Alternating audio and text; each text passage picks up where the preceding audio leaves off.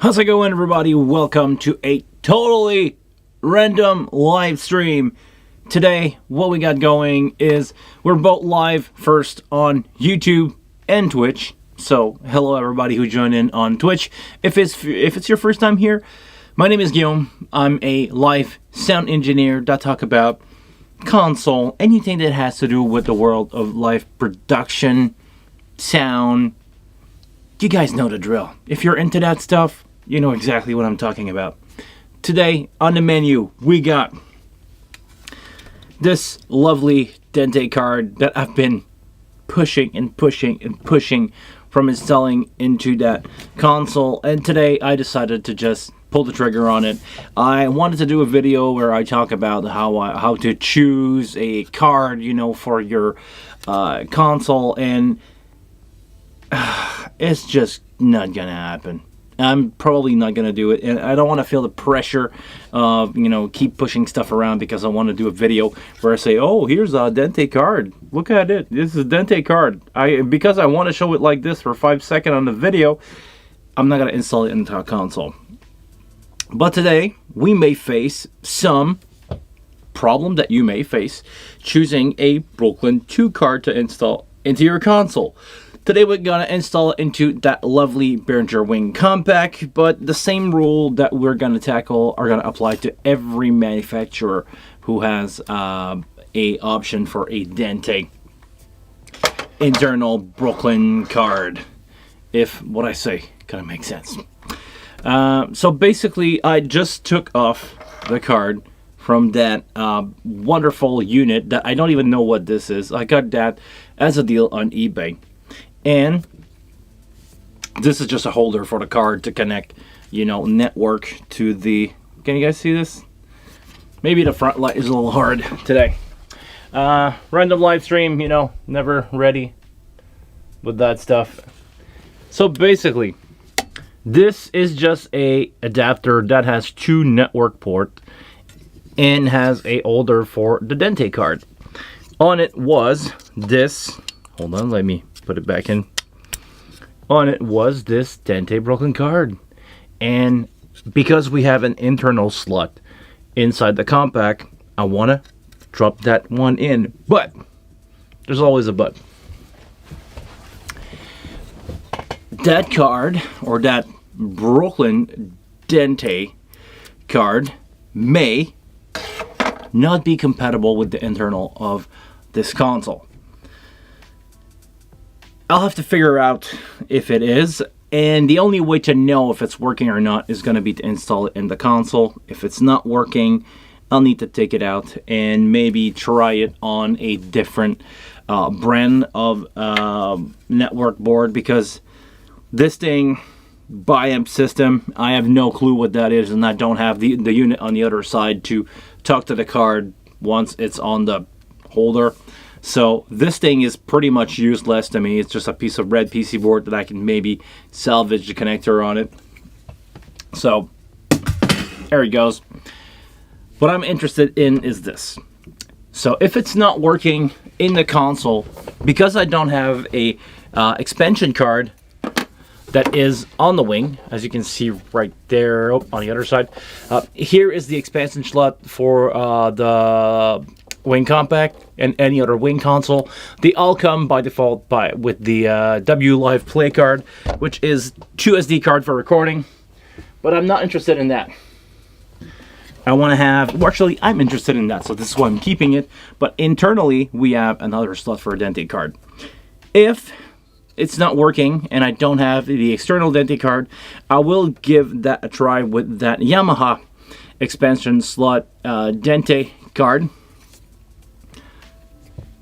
It would drop right in, because the Brooklyn card are standard, but the firmware on them and the firmware that allow them to talk to the port in the back, the network port, is not standard. It's gonna matter what firmware is on it, and what basically the Brooklyn card has to match the manufacturer or the network requirement of the manufacturer, and also has to have everything has to talk to each other, basically. So if it doesn't, talk to the console the way it is right now. I'm gonna try to flash it with a Yamaha console. I have access to a TF1 in a venue that I'm working with, and I can just walk there, do the firmware update, and basically get the card going, because it will show me in the Yamaha if it's working or not, if it's compatible with Yamaha. If not, you can probably just see me drop $500-ish of Brooklyn expansion card in the garbage, because I bought that on eBay way too long ago and I'm not covered by any warranty whatsoever. So maybe that card is broken. It could also be another option, and I would not be protected anymore because I took too long to install it. My bad. No, nobody's fault on eBay. So without further ado, I'm gonna put that back on the shelf where it belongs, because this could be a lifesaver one day.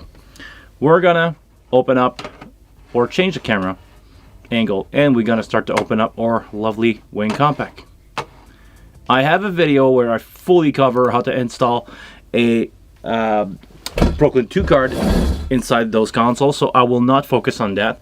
Today I will try to speed up the process and just go to the software part of that. So let me get my stuff right. A little bit of hydration.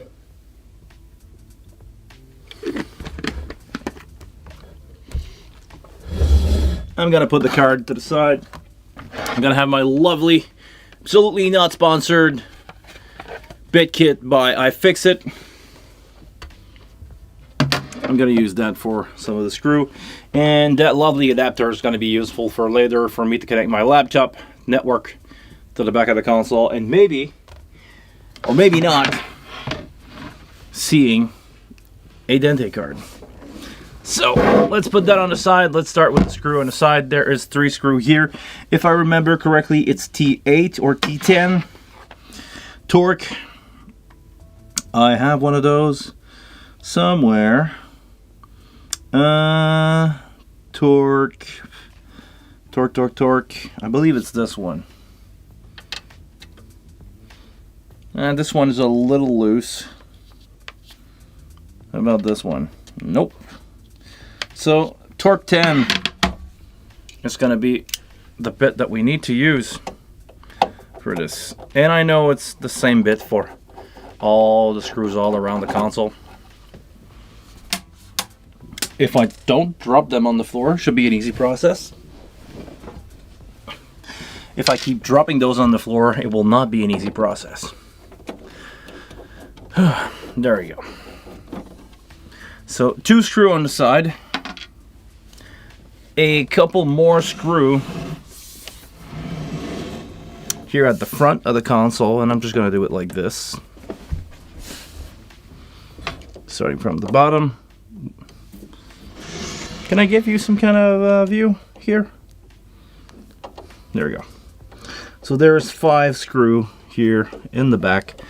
They're all the same size of screw and everything, so it doesn't really matter if you mix them up when reassembling. There's no long screw or short screw. Everything use the same kind of screw. And let me be clear.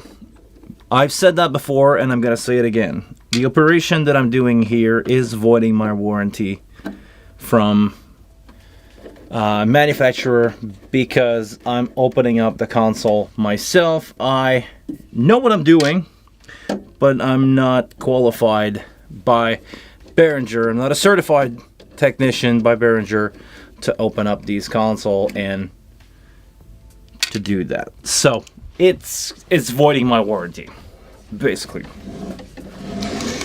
Let's do the same thing with the 5 screw at the front.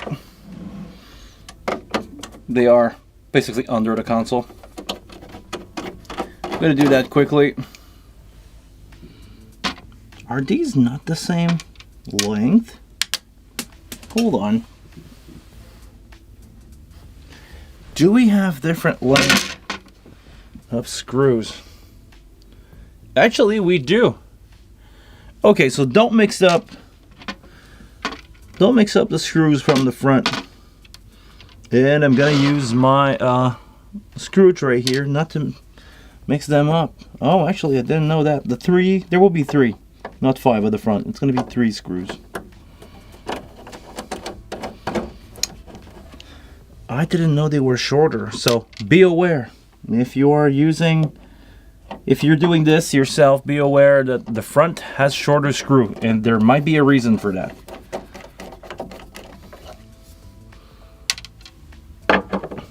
Alright, that's the 3 at the front. All we need is the one from the other side.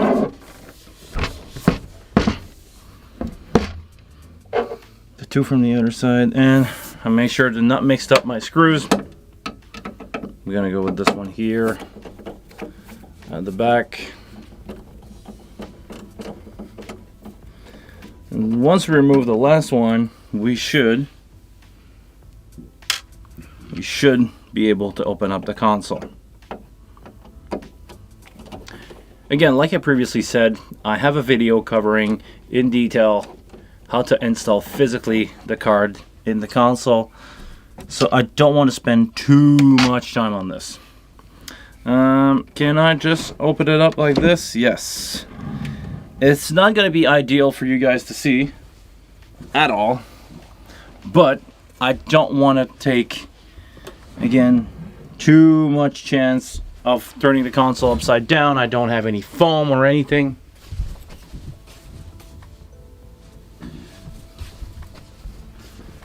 So I'm just going to light up the internal of the console. Can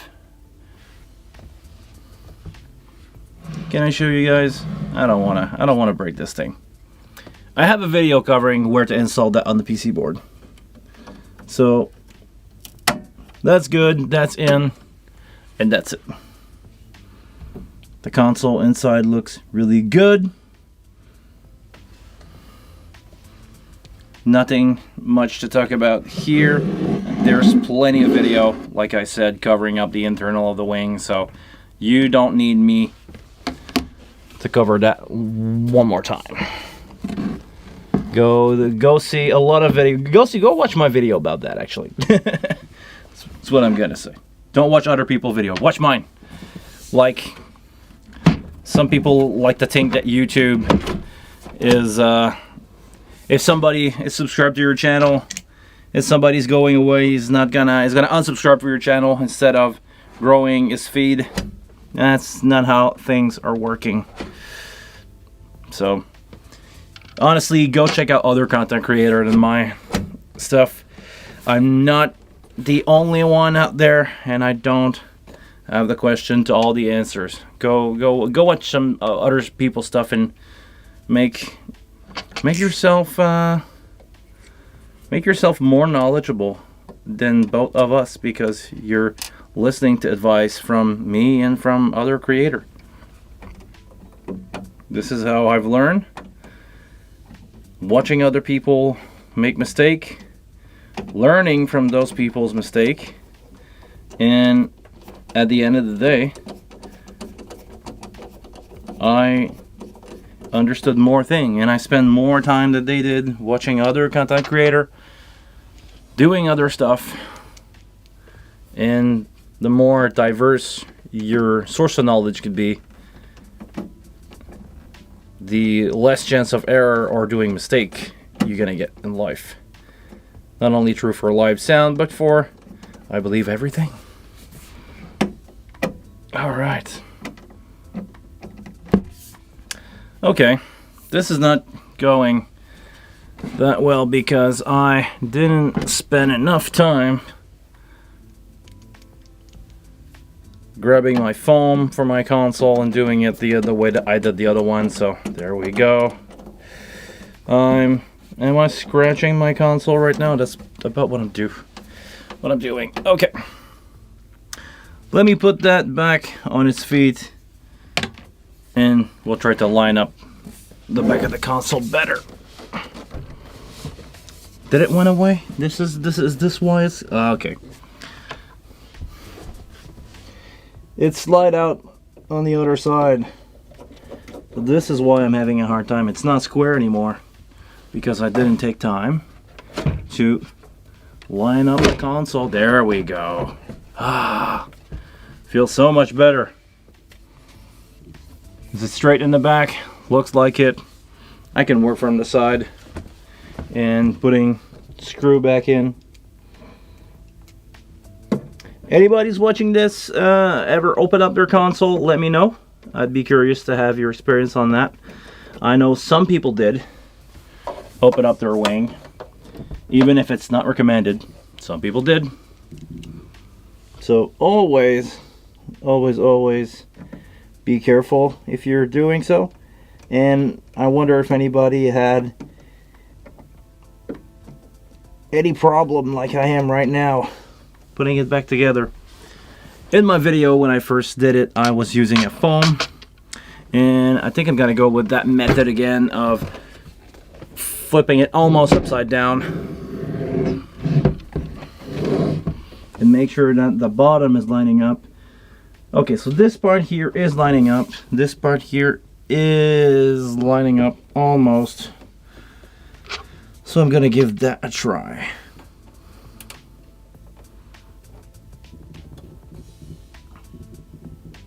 Yeah, if I can get the side right here, I should be in line. There we go. It's going in smooth. I can screw it down. Or actually, you know what? I'm gonna leave it loose. I'm gonna put all the screw in and I'm gonna tighten them up afterwards. So that way, if I need to wiggle the top just a little bit, it should wiggle just a little. Hold on. Can I do the top screws? I can do the top screws.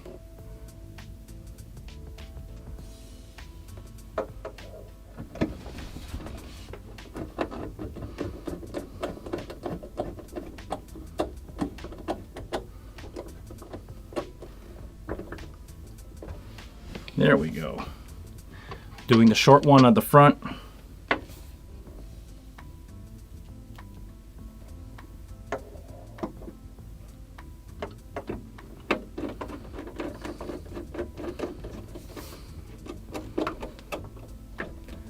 Three short one, not to be mixed up with the other ones that are the same length, but these three at the front are probably shorter because if they were the same length as the other, they will probably get in contact with the fader board that is on top here.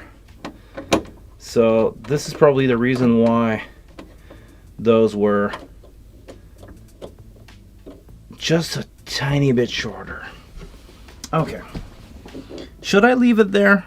3 screws? Actually, yeah, I'm gonna just put another one on the other side, and I'm gonna fire it up. If I need to open up the console again, I won't have to undo all the screws again.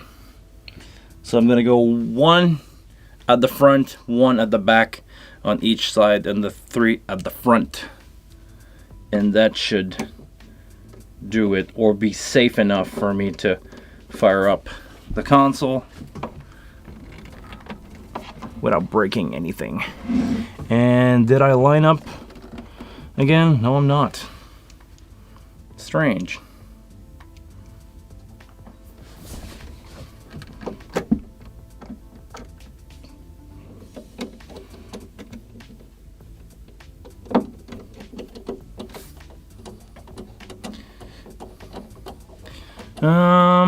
Grayson, hey, what's up? I came across your video in the homepage, and I decided to subscribe to your channel so I can chat in here. You're a Behringer wing enthusiast, and you have an XR18. Nice. I've been using XR18 for years. Great console. It's I feel personally, as a professional, because I'm gonna say that you probably don't know my background a lot if it's your first time subscribing. I'm a professional sound engineer. This is what I do for a living. I've been doing this for the last 20 years, and I'm mostly doing bands and corporate event for a living. So sometimes when it comes to the XR18, I feel a little bit limited.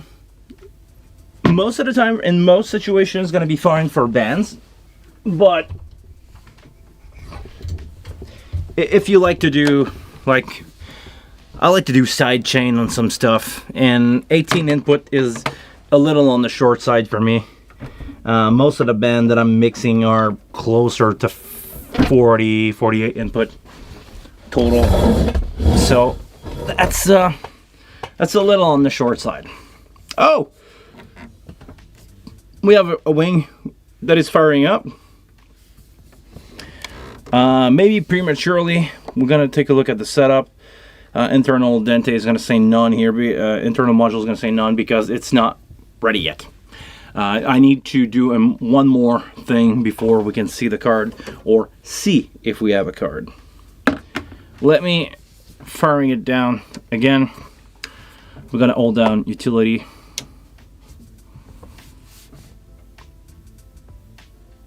And we're gonna enter the console option menu that is popping up right there. I'm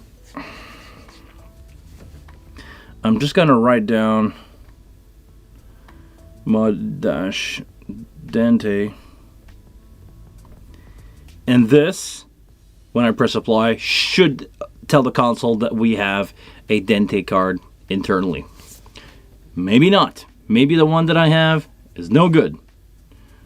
We'll see. It says there's a Dante option. It says there's a Dante module here. But, can you guys see that? Hold on. Let me focus the camera on the screen so you guys can probably see that better. For now, that's going to be it. And can I do this? Is this going to change anything for you guys? There we go. Probably a little better. So here it says Dante, and I can try to talk with it. If it works, I'm just going to need to do the firmware update, and it's going to work.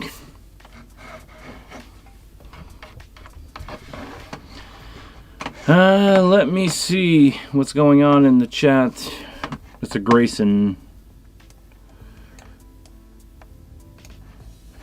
Oh, hold on. I'm juggling two chat right now because of Twitch.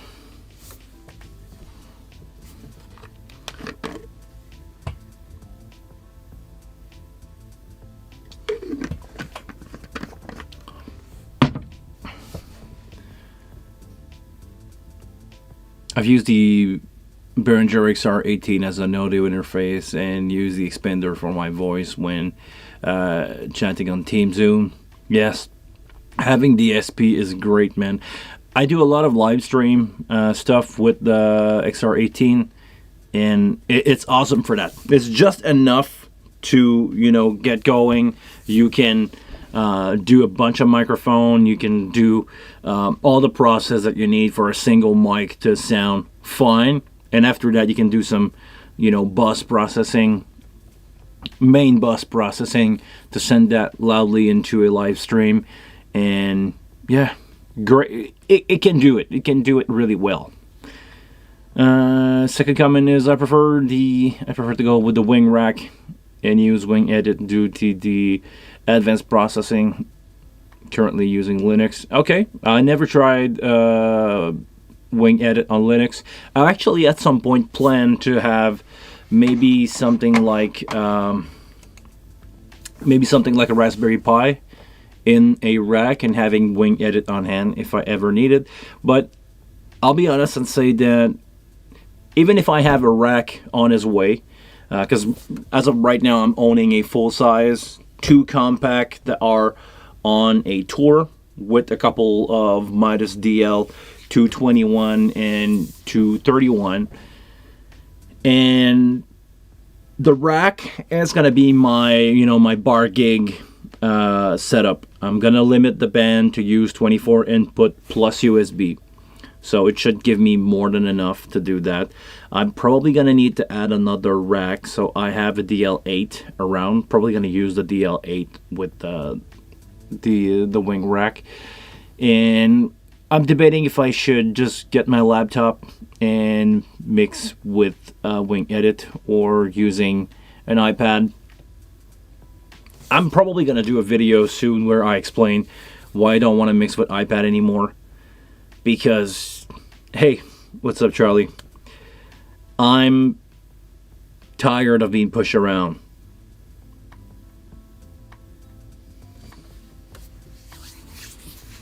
No, you're not the only one in here anymore, Grayson. Charlie, my lovely member, has been a member for a long time. I don't know how many months, Charlie, but you've been around for a while. And usually this is not where I stream. And let's be honest, most of my crowd are currently out on a show now. So probably not the best time for streaming for me, but I want to get this done. And I'm doing it. This is just how I'm running. I want that to happen. I want my, all my compact to have my Dante card. Actually, all my console have optional Dante. And now it's gonna happen. I just need now to take a quick break and go grab my laptop because I want to know if the card is recognized into Dante controller.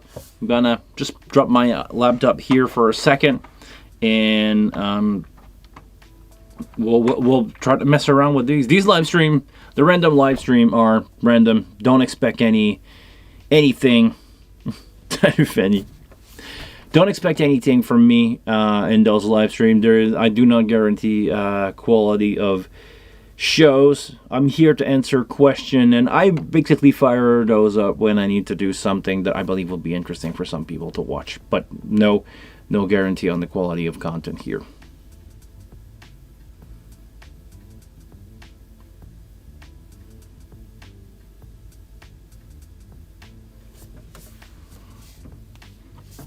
Hey, what's up, the Netherlands?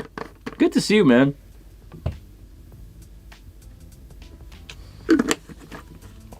All right, guys, give me a second.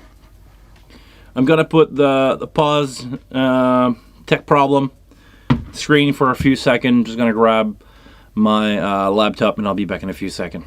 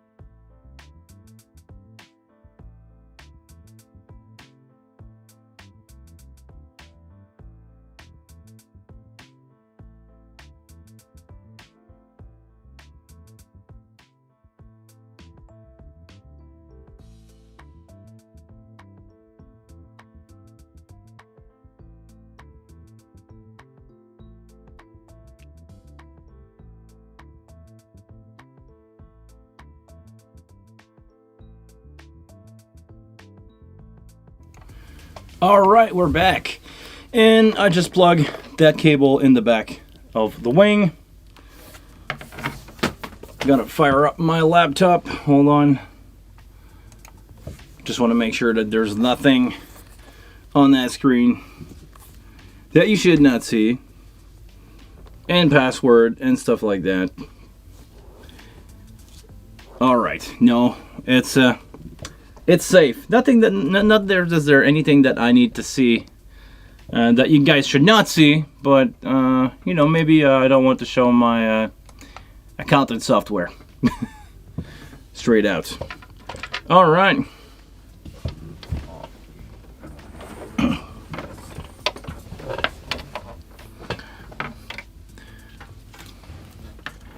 Randy Music, hey, what's up, man?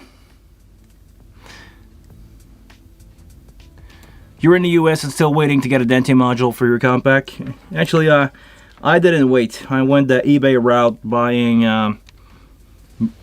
unsure or unknown card that I've dropped in the console. That's pretty much what I did, because I wanted to pay less. And I'm gonna know right now, firing up Dante controller, if I made a good deal or not. If I should have waited and paid full price for a Dante card, because this one is out of nowhere. I don't remember the brand. I said that before, but I got this one off of a cheap, sweet deal on eBay. And moment of truth, selected my adapter, and I will see if I have any module in here. I have one device. Yes! I see it. Okay, hold on. Can you guys see my screen? Let me go back to user here. Can you guys see my screen? My laptop screen. No, you can't. Okay. Hold on. Let me try to find a way to do this. I have, maybe if I'm doing this, is it opening up a little more? No. Okay. I see it. I see it. I see my Dante card being recognized, and maybe I can try to brighten that up a little bit. Alright, I think it's close enough for the kind of stream that I'm doing. Do you have OBS? I actually have OBS on my laptop, but I don't know if I can share over a network a screen cap, because I don't have a Dante license on that computer. I know it would look better for you guys for sure.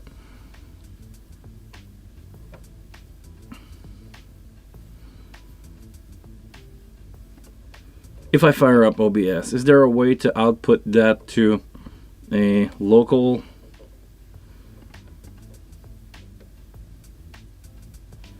Because I know it would look better for you guys, but I'm no OBS expert. I'm learning as I go.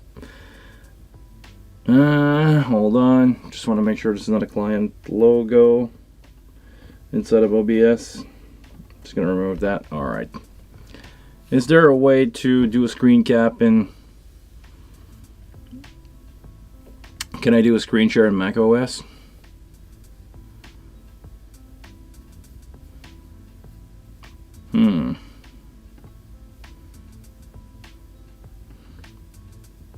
Hold on. You guys wanna have fun? What OBS version? The last version. Latest version for sure. I'm always keeping that up to date. But maybe I can try. Hold on. I can try to open up my other computer, or open up this computer over screen share and the other one, and add that into OBS.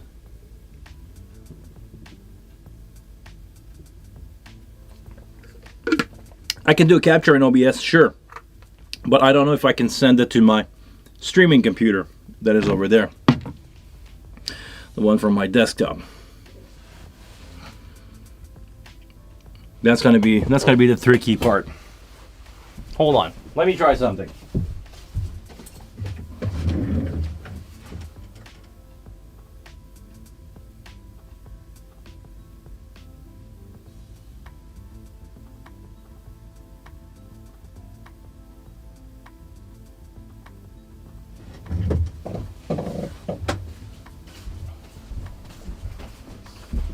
Hold on, let me try something.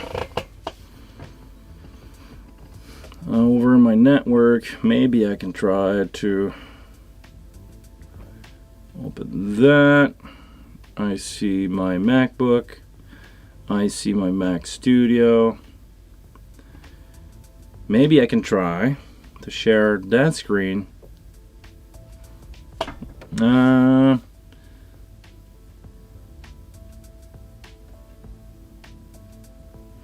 Okay, so my Mac Studio doesn't share screen. Hold on.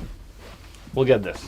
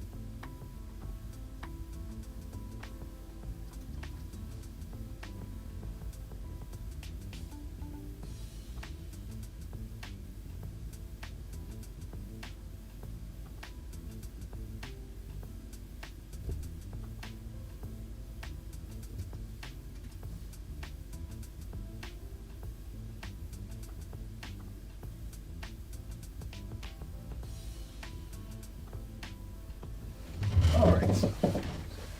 I think I got it. Let me try it one more time.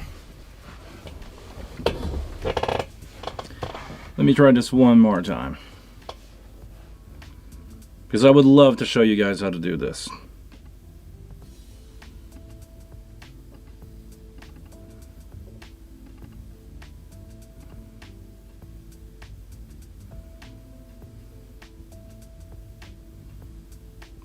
And my Mac Mini doesn't allow me to do screen sharing. Other thing that I can try is grab a adapter and do a screen copy, and I think it's going to be a better option for me to show you guys. Okay, again, give me one more second. I'm gonna just grab a adapter, and we should be good. 1 second, guy. Random live stream again.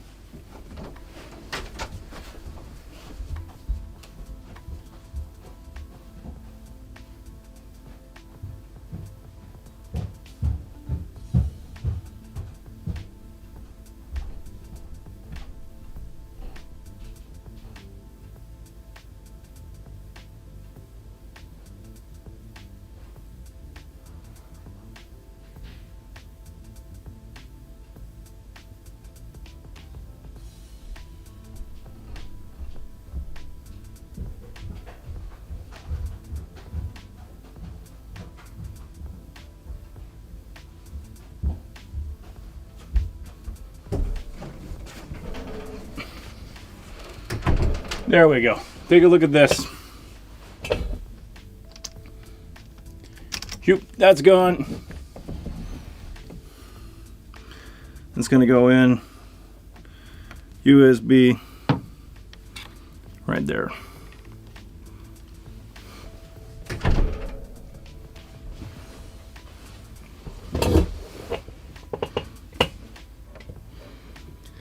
Let me do a quick screen copy.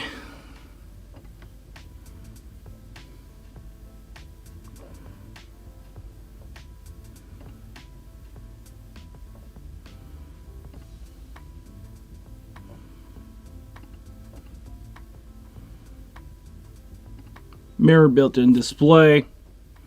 There we go. Hey! Is it working? It's working! I'm gonna do this so you guys don't see what's on my desktop. Yay! You guys see it, right? I'm gonna open up Dante Manager, and I'm gonna make sure that I'm in Do Not Disturb mode. There we go. All right, so lucky me, really lucky, the card has been detected. What that means is I can interact with it, even if it's not like the right firmware. I can interact with it. That's a big relief, meaning that I don't have to go anywhere and to flash the firmware from another device and then drop it in. So what we're gonna do is we're gonna go here in Launch Dante Updater, and I've done this process once with the Yamaha card that was right there. We're gonna do this. We're gonna troubleshoot that. We're gonna allow Dante Updater to do stuff on our, yes,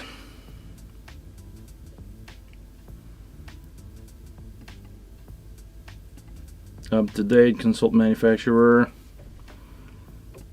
The card is there. You should see it. The card is there. You should see it. If I double click on it, do we have any? Oh! Okay. Dante 101. Because the device is that red text have contrast issue, you guys see I have a hard time with that. Maybe it's not ideal. Sorry about that. But here's a really interesting thing. You guys can see my mouse here. Damn right. If a device is in 172.31.73, or yes, sure. If a device is at 72.31.something, it means that I'm connected into secondary port. Right now, my setup is made so that my Dante is primary here. My only adapter that I have in my laptop is connected in the primary. So the AC solution, well, actually, there's two ways to fix this. You can, I believe you can just go in here, which I don't think it's ideal, or use shared. Continue anyway. It should give me the option to have the card now running. Okay, there's still an error here because of my IP address. So okay, that's not working. I believe it would work, but nope. Don't listen to me. We're gonna do the second solution, which is to use this. If I'm doing this, is it switching? Anyway, hold on. No, it's still red because of the network. Let me go ahead and just change the wire in the back from one port to the other. And it's gonna give the Dante card another address, and that address will be at the 169.254. And by default, primary Dante, all address start with 169.254. That's how I understand it work. And before you do say anything, yes, I do have my Dante certification, but it's been a few months and I keep forgetting stuff because I'm not using them. So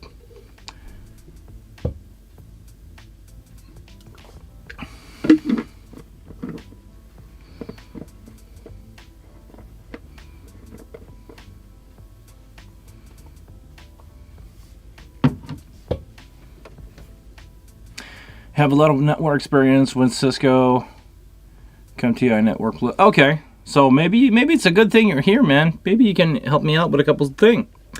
Let me go back to my Dante config. We're just gonna remove that. We don't use shared network. I'm just gonna go here, and it should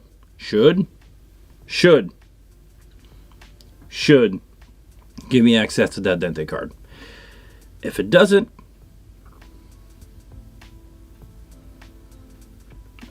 it's not that hard. Now, for some reason, I don't know why, I don't see the card coming back in. let me go check out my network. Let me go check out my network. I just want to be careful here because I'm fully on live screen. Okay, I do have an address. We'll wait a couple seconds. Maybe we can do a reboot. Maybe it's going to prefer to have a reboot. We'll see. Because, you know, firing it up without nothing.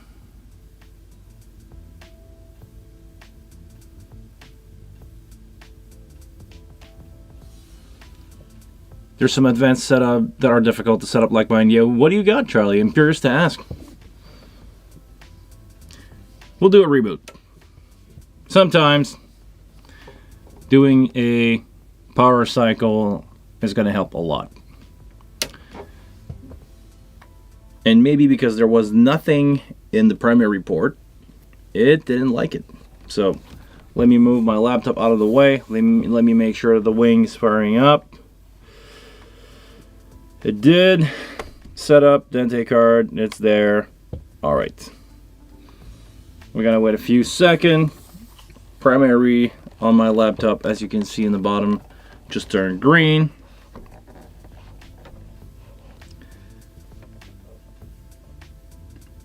Do we see any device? If we don't see any device, I'm gonna try something else. If we don't see any device popping up, we're gonna wait for a few seconds here. I'm thinking out loud right now. If it doesn't fire, I can probably turn back to the second port. From the second port, I can probably manually change my IP address to something that starts with 192.31. I could probably set that as a secondary port on my laptop, and I can probably work the card from there. Maybe not. All I want to do is flash the firmware on it. And if I'm flashing the firmware on it and it's fine, I will have succeed. But just the fact that we're talking to the card is awesome.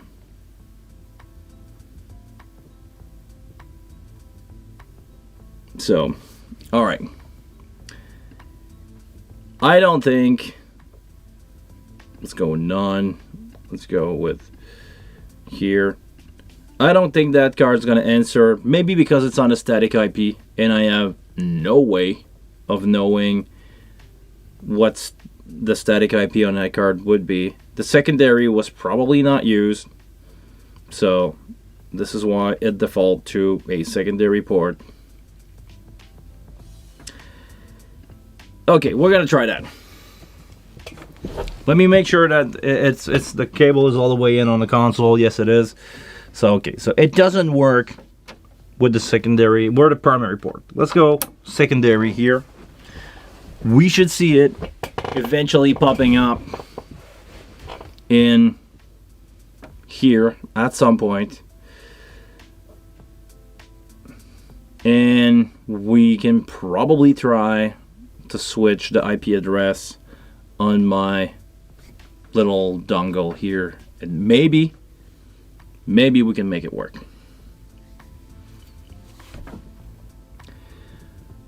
If I get a Behringer wing rack currently in back order at Sweetwater, yes, I would definitely want to get a Dante card so I can gain some experience. My main career goal is information technology IT. Okay.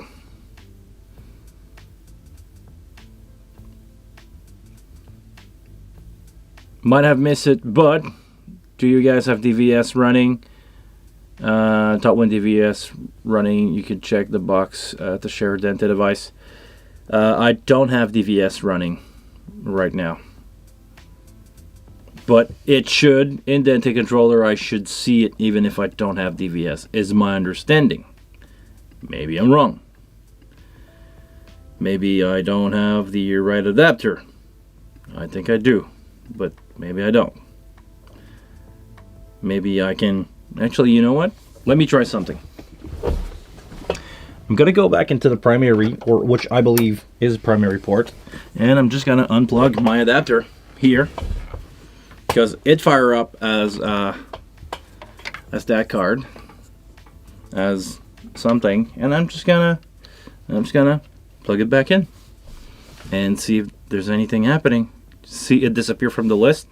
EN20 just went back in. Looking for an IP. It's looking for an IP. Seems like the Dante required the HCP to work. As far as I know, no, it doesn't.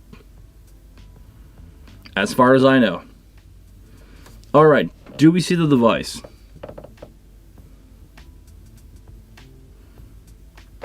I don't see it.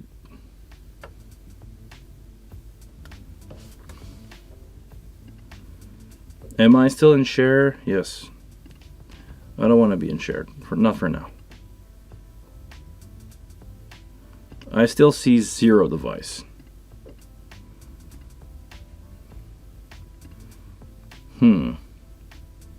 Okay.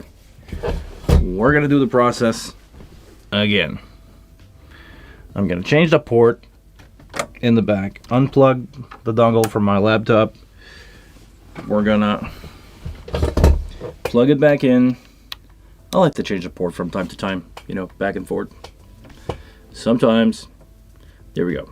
EN20 just came back alive. Oh, and we got something here. Dante card just showing up. Okay, let me try this. Let me try non, and we go here. I'm going to do non-shared.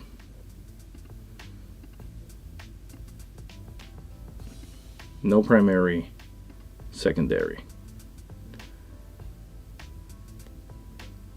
Secondary interface cannot be in the range. We're going to go continue anyway. Okay. Continue anyway. Okay. Oh. It's in white right now. It's not in red. I don't think I have access to it. But I can probably change my network now. And you guys probably won't see any information here that's going to matter. So I'm just going to go network. And I'm going to change that IP to be something like 172.31.1. Let's go 100.1. 255 to 55.0.0.0. Okay. I should be, and I have a bunch of IT network expert in their chat here, on the same network as this card. And there's a couple things happening on the screen, right? Oh, Dante hardware version. We got something. We got something. We got an IP address. We got Dante version. We're talking to it.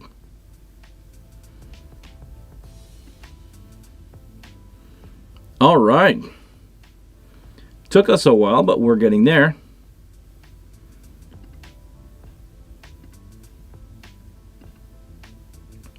Can I use...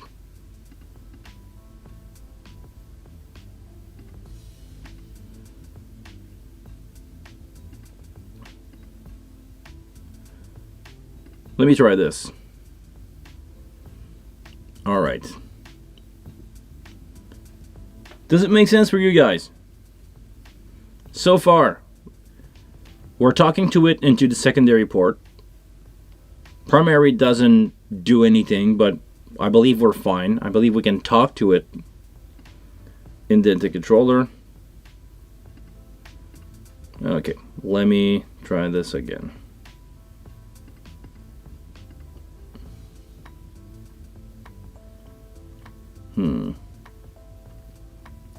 It doesn't like it, like at all.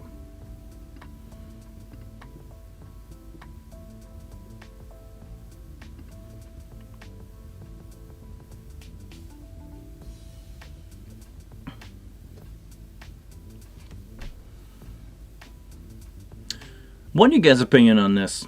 Should we factory reset this thing? Can I talk to it? No, I cannot talk to it.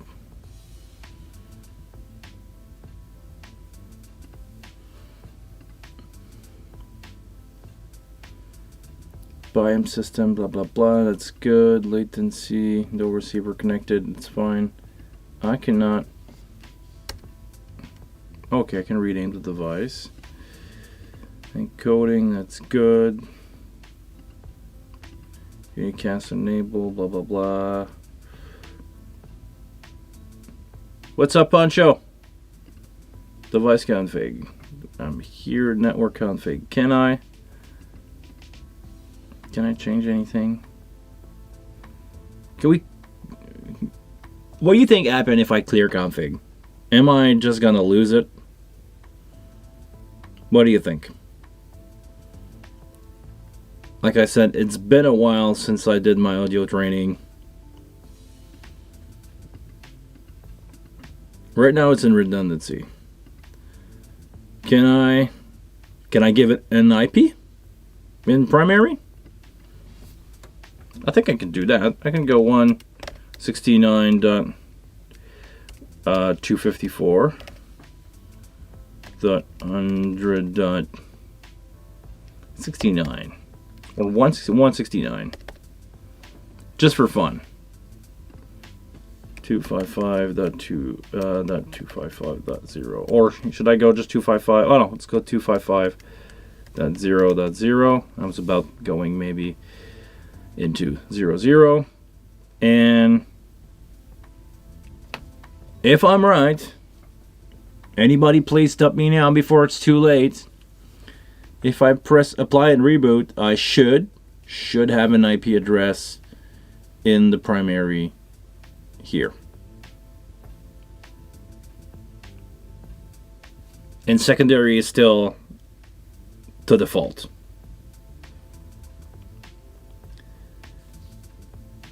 Last chance. Anybody want to stop me? Do I make sense? Anybody in network IT here have anything to stop me?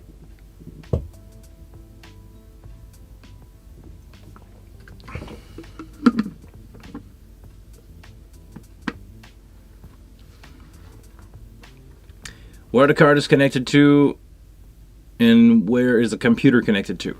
The card is connected into the port next to the power of the compact, and it go into a dongle into my laptop.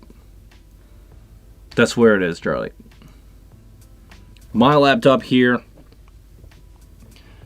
dongle that is off camera that you cannot see, one cable going straight in there.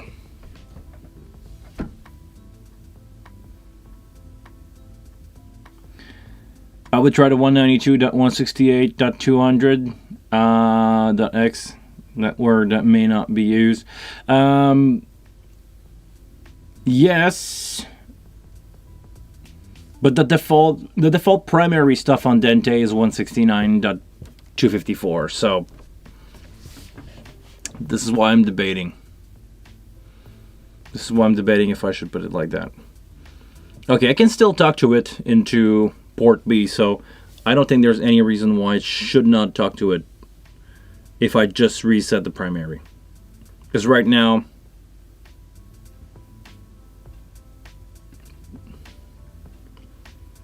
are you sure you want to change the address? Yes. The device must be rebooted for the effect to take change. Gotta reboot.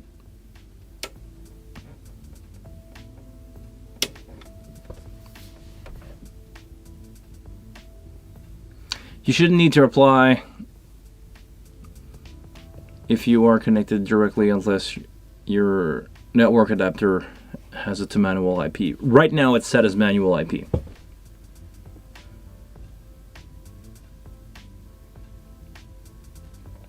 I can still talk to the console, to the card. Let's move my Okay. Time out of the way here.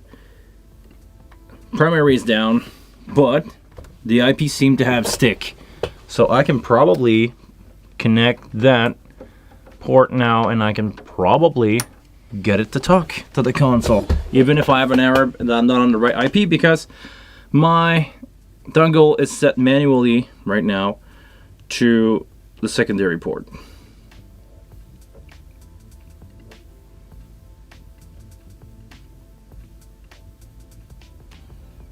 Connection came back up. That's a start. That's a really good start, actually.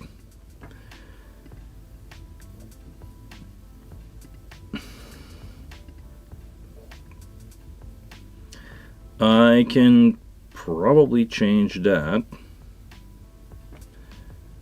to something that makes more sense.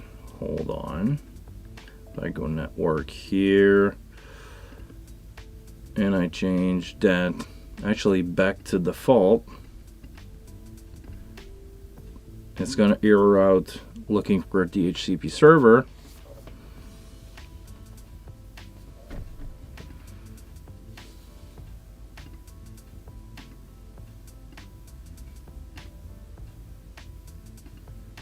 But it should see something. Something should happen here. I'm getting an address in 169.264.254, not 264. 81.100. Nothing in the primary.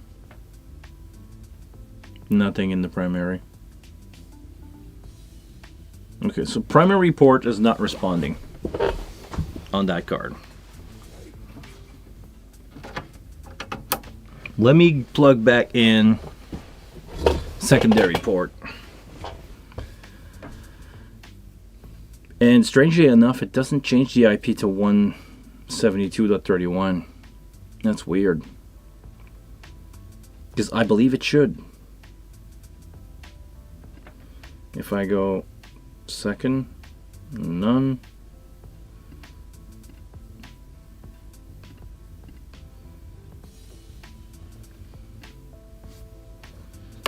If I just unplug the dongle, plug it back in again.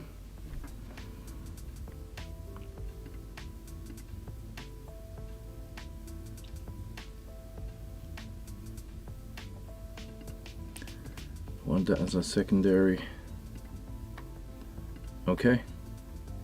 Do something.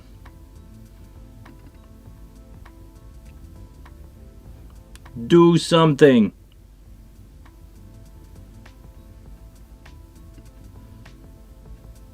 I'm still at 169.254. And I cannot talk to it because I'm not in the right network. So let me go back here. Let me change that IP again.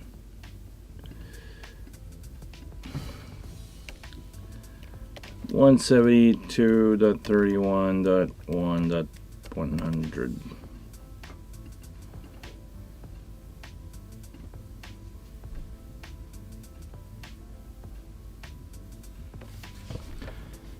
I learned that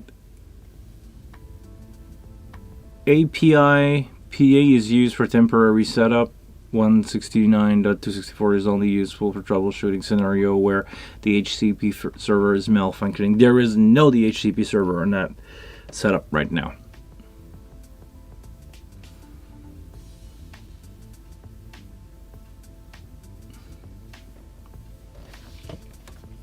So there's no misfunction on that. It's just plain not working as of right now. There's nothing. If I use the share interface, will it freak out? None. Yes. What do you think of that? Okay. I'm gonna quit Dante Updater. Oh, not hide, quit. I'm gonna quit Dante Updater. And I'm gonna fire it back up again. Please select the network interface. Okay. Can I do this? Okay. No, you don't like it? Okay. Continue anyway, please.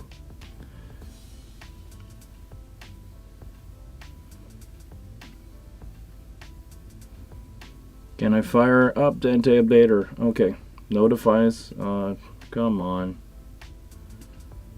0 is my Wi-Fi. 20 is this. Okay. Hey! I can see it. I can talk to it. Okay. Hold on.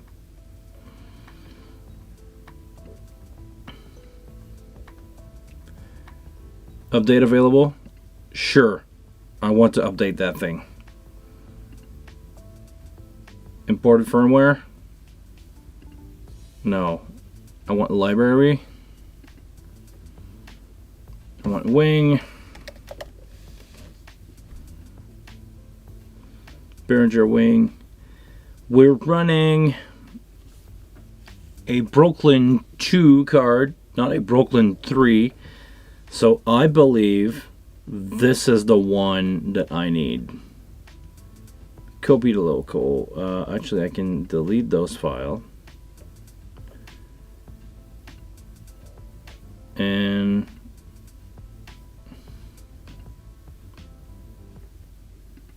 okay, can I do this? Yes, import firmware. Cancel. Okay, so I have that locally. Let's go back to Ohm. Let's go check the I know what I'm doing, and yes, I know what I'm doing. Advanced setting. Allow imported firmware. Yes. Allow rollback to previous version. Allow override of device matching. So that means I can do whatever I want, basically. So update available. It's been a while since I've did this, so imported firmware. I can, there we go. Now is the time where I wish there is no power drop, because if I'm doing this live and power is dropping from the wall, I can probably break that thing. But now I have two options basically for the card. I have the option to go update available if I want to go update with the firmware from the manufacturer, or I can imported firmware file. I can overwrite the firmware from the factory. That's basically what I want to do here. I want to overwrite the whole thing and just drop the wing firmware on it. Okay. If I click override, it will turn this card into a supported, official, Broken 2 card with the Behringer firmware on it.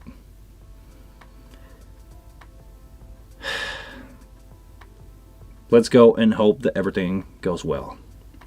Override. Yes, model for Brooklyn 2.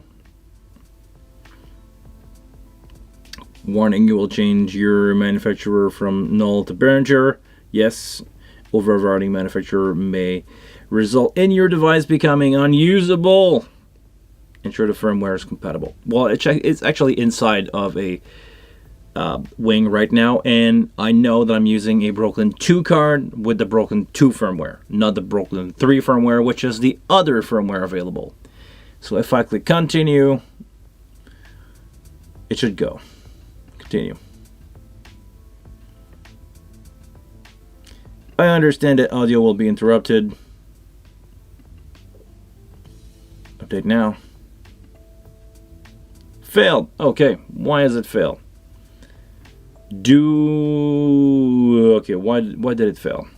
Because it has no IP address? Why did it fail? Override, continue.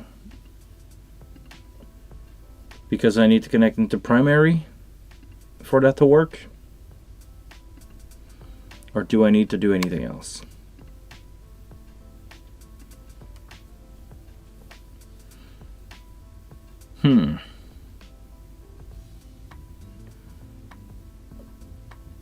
You can see it. Come on. You can see it. It's there.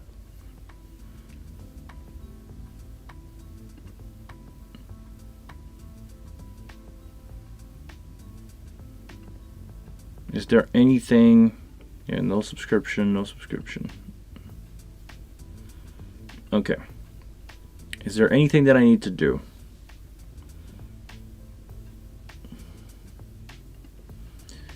Should I try clear config? Looks like the connection failed. Okay. I don't know if it's a matter of connection, because right now I use Dante share interface. I'm at the IP of the card. If I go here and I go device info, hold on. Device info 172.31, 172.31.1. It's okay with that. There is no primary. Do I need to have the primary on for that card to update? That's a really good question.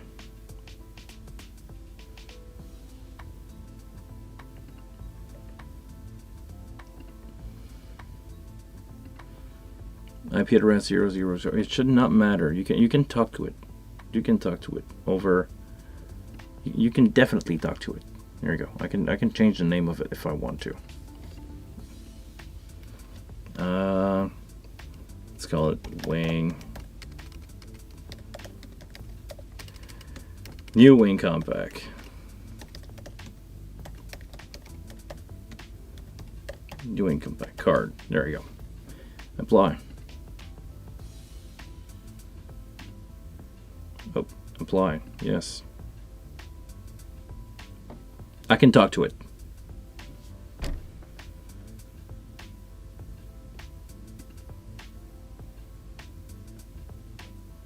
I cannot change that from redundant to,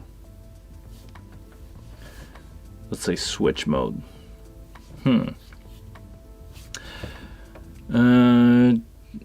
Just that I share this with anyone. Some user have reported issue when using Wing Dante, particularly related to network latency and device discovery, switching to different subnet like 92.168. whatever.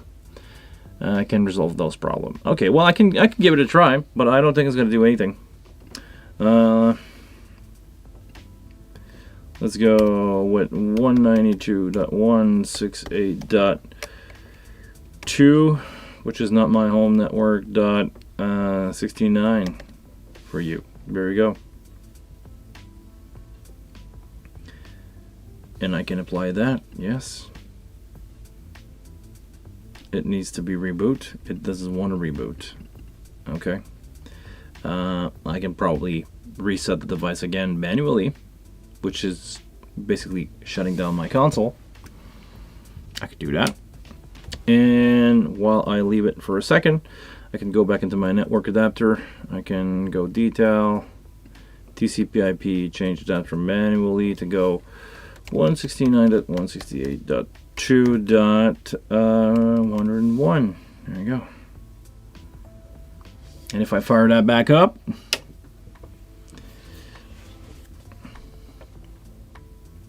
we'll see what's going on here. That's good. Console's firing up. I'm still in port 2 for the card, but it should be seen. I should see it.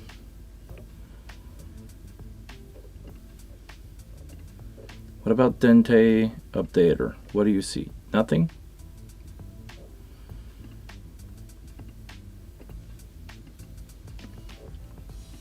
Nothing.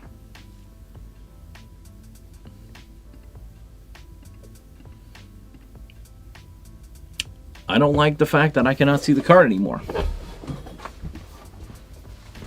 Let me change the adapter from what I believe is the primary port. And we want to see something happening here.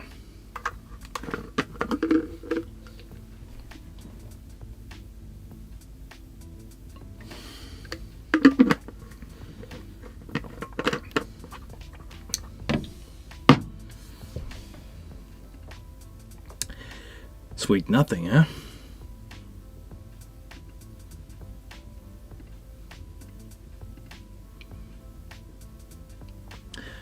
Grayson, maybe if you're in IT, you can help me out with that. What would be the submask that I would need to put in for me to see everything on a network? Let's say that I know that 255.0 here will give me more address, invalids because I needed that in here. I know it would give me everything that start with 192, but is there a way to see, is there a submask to see everything that is on the network?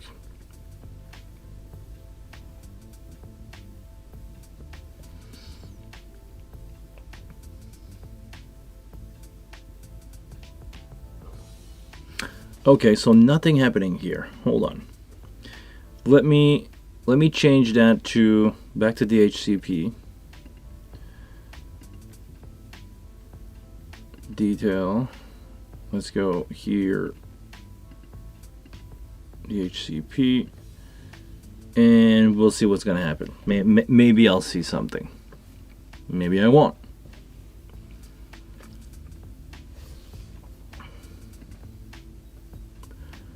I should see a number happening here.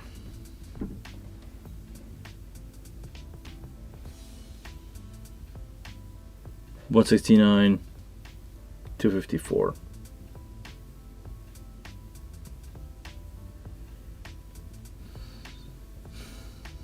But I don't see any card popping in.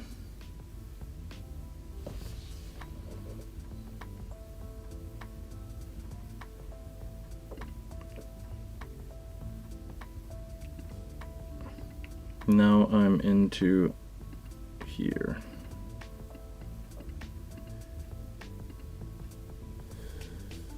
Continue anyway. Okay. Will you see something now that I told you that I'm in the secondary? Nothing.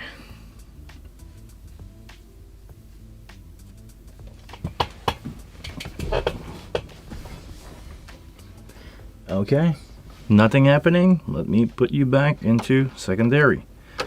Just want to make sure that we didn't lose the card. As long as we can talk to it, there's a lot of stuff we can do.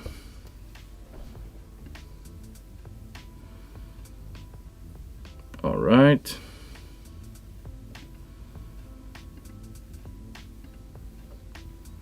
Will you see a device? Will you do something?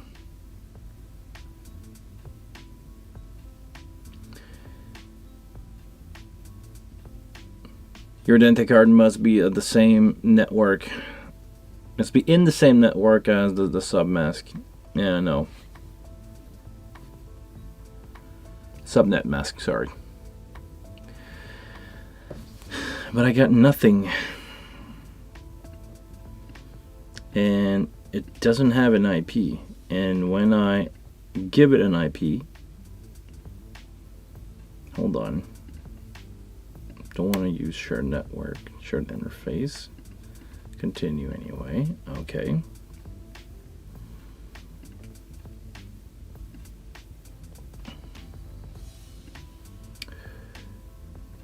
Can I go back here manually and change it? So 172.31.1.1, that's gonna work.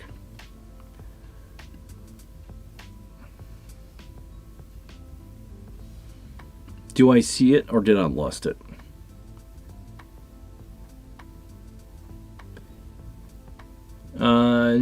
No, right now it's set to 255.255.0.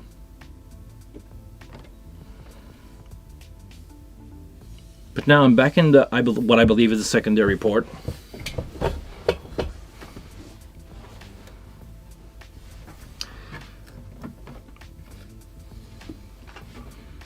I don't know. Maybe I can try to shut it down and fire it back up again.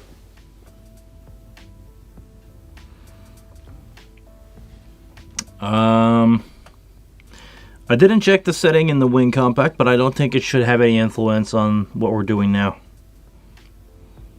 Let me fire down the wing again.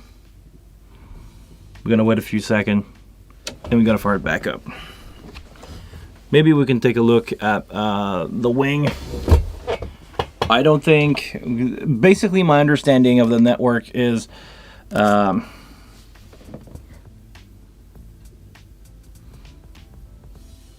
isn't there a setting for each port in the wing menu for internal card?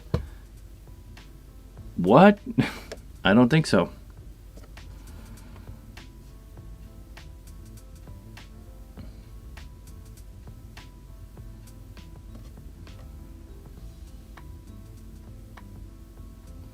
Let me go in my network. It's on a static IP. I can put it in DHCP mode. It's probably going to default to 169. But let's see what's going on here. I'm going to just change it to DHCP mode. Right now everything is at 0. And I'll let it go. Alright.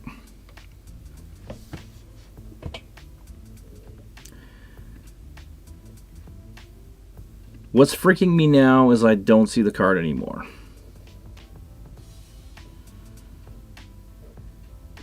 Let me change that for DHCP. Okay. Nothing. I'm gonna go straight into the wing with what I believe is the second port. And maybe because we changed the wing to DHCP mode, something will happen. And I just want to see the card again, because if I can see it, I can talk to it. And right now, I don't see it, and it freaks me out.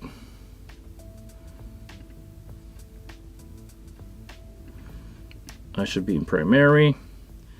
Not using Dante shared interface. 20, please. No. 20, please. Okay.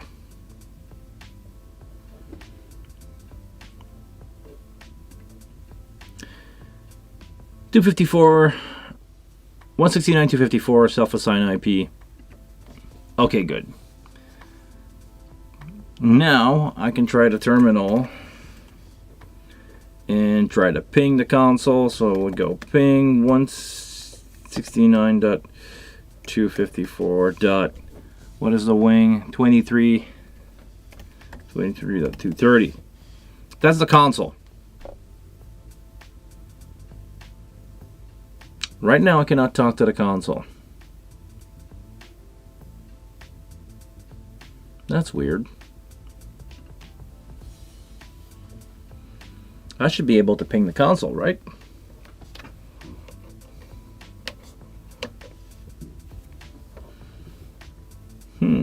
Interesting.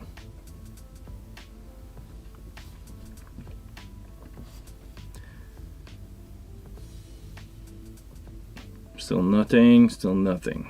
Still no IP.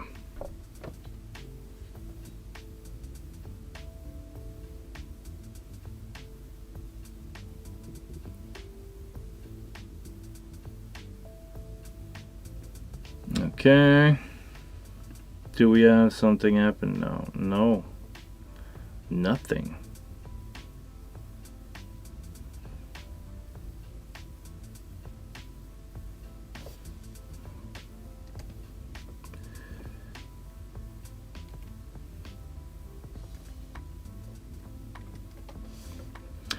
Okay. Let me close that, terminate that. Let me change the port again in the back of the wing. Maybe because I have a card in there, maybe it's grabbing on to that. Gonna go terminal 254.23.30. That's what I got here. Let's try to ping that again.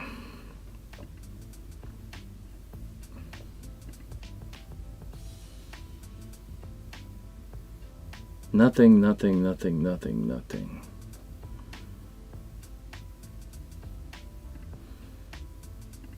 Let's go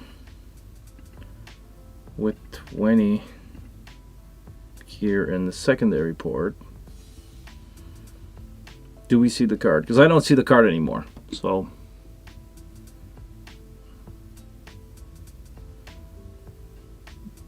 that's not good.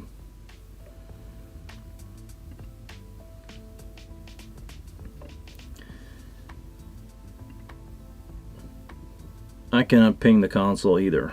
So, okay, let me check again.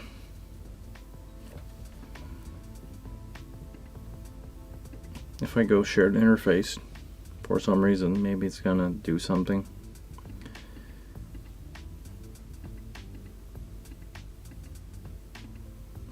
Is it doing anything? Nope. Can I try to change that IP address to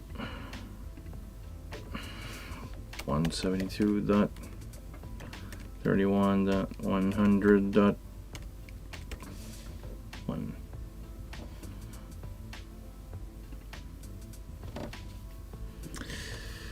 Oh, come on, I should see a device here.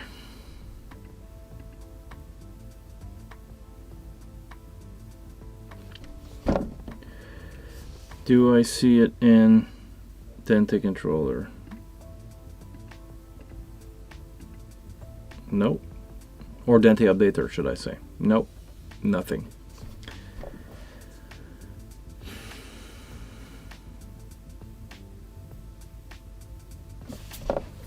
Alright, let me turn that down again.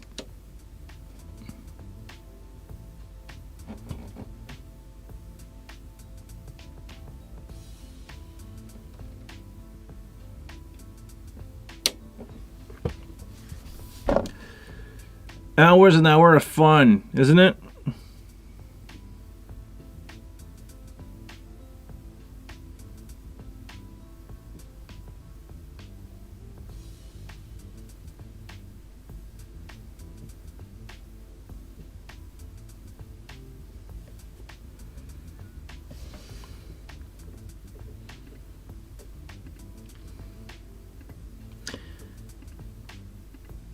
Did I brick it?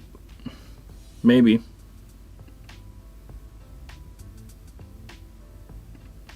I didn't talk to that card since 15 minutes. And it's not showing up in the Dante device. I can try to remove my adapter. Change it.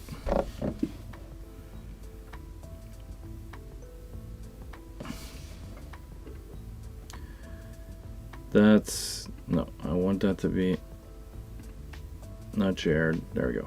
That's what I want. I should see it. I should see it that way.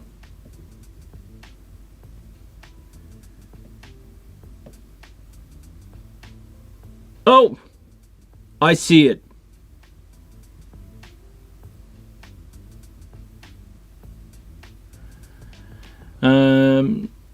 Can you maybe switch over to the camera for the Behringer wing so I can see the setting for the Dante card? There is no setting on the Dante card on the wing other than what I just did before, which is doing the internal module thing, setting it up as Dante, and give it an IP address.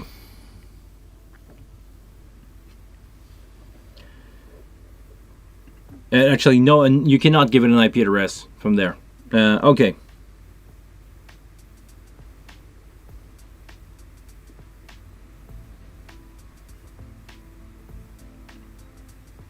So,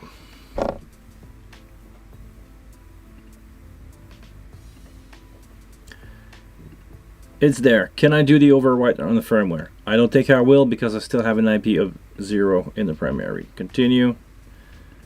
Yes, I understand. Update now. Does it want to update? Oh my god, it's updating. Don't touch anything. Oh, it failed. Oh, why?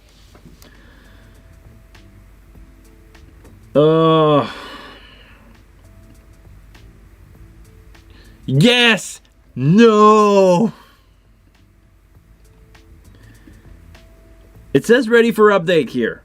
Let me try one more time.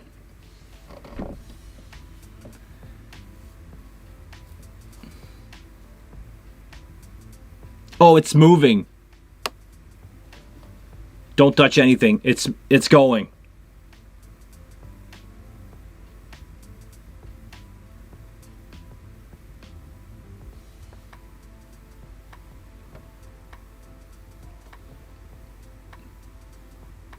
I'm not moving.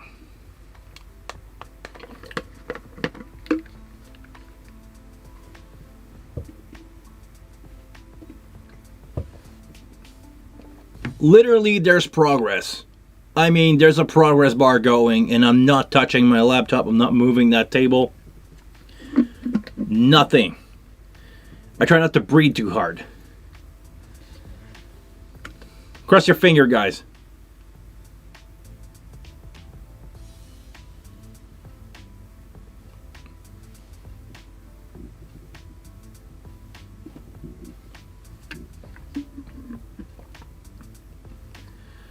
Oh, damn it.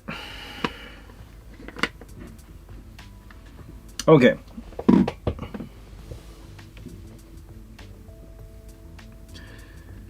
Close, try to remove, try to shut down. Basically, is what it's just said, right? Okay, let me put that to obtain an IP automatically. I'm going to apply.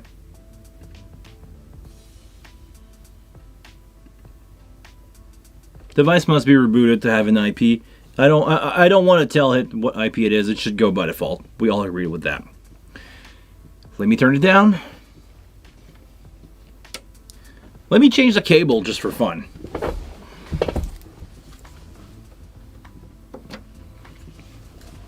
I don't know. Maybe that cable is known to be good, but let me change that just for fun.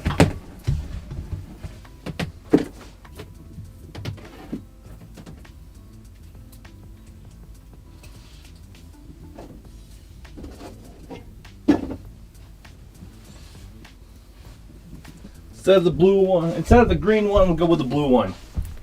How about that?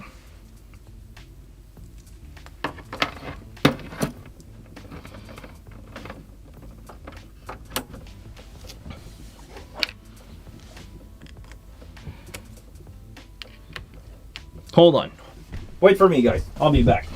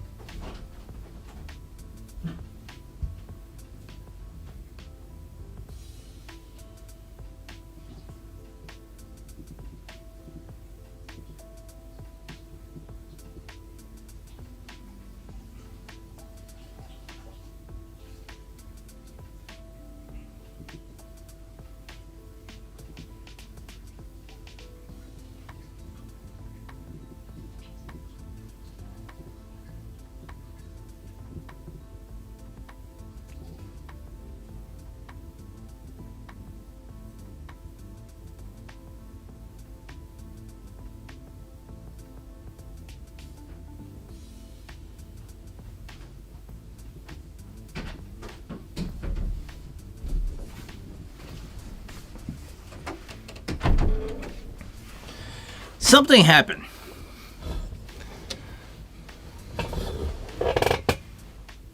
Let's give it another try.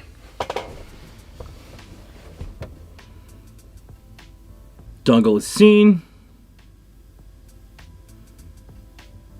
Card is not. It's going to go okay here. Card is detected. We'll do the same thing again. Oh, I need to do share interface. Okay.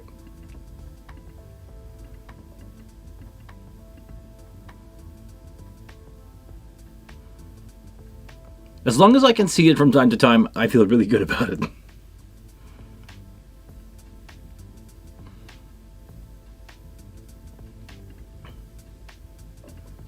Do we have connection? We do have connection.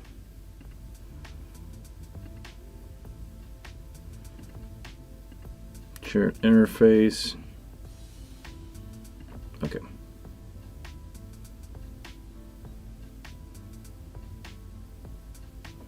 All right, it's there. I can see it.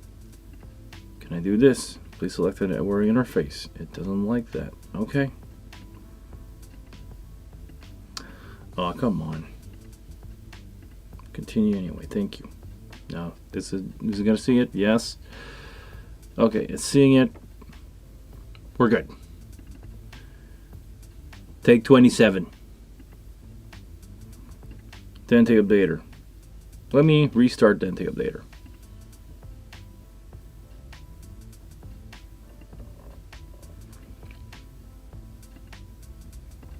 Wait a few seconds. Ported firmware available. It's seeing it. Continue. It says ready for update. Mr. Update now.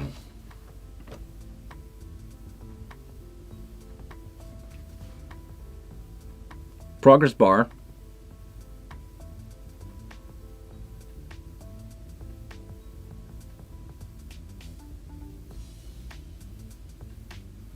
Background music. Giving you a pace of the speed that these things are going. We should surf the vibe. We're gonna get there.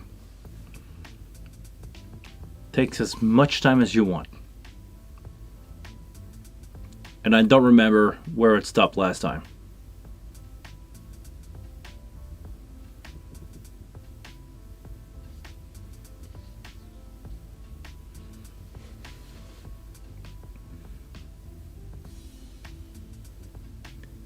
I think it went further than last time.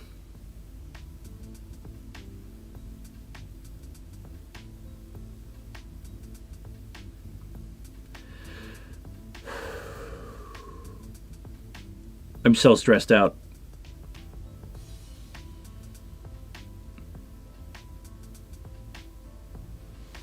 I'm not touching anything.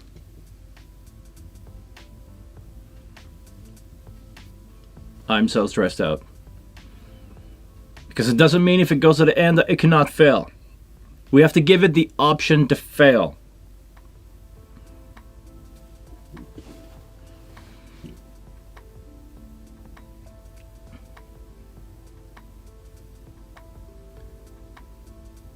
Here goes nothing.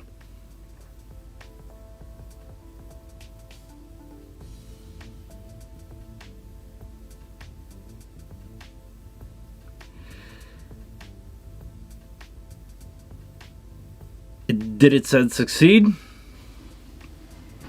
Manual boot required. Now I'm stressed. Close. Manual boot required.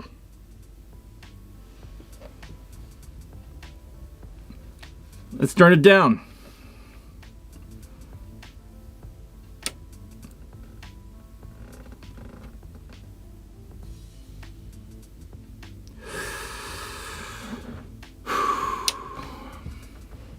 We wait a good second there, just to make sure that, you know, it drained out.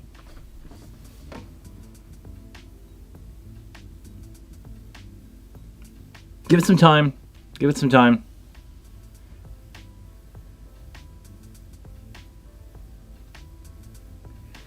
Win64! Win64! It updated the firmware. It worked.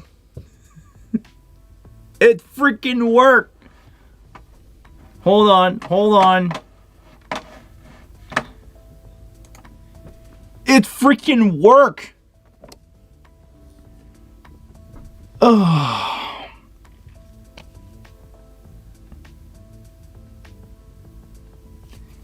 I wish I could do this for streaming views. But man, I just feel like I win $1 million. Because I got that card for dirt cheap. And now we can go back to my laptop and see we have a primary address. We have a secondary address.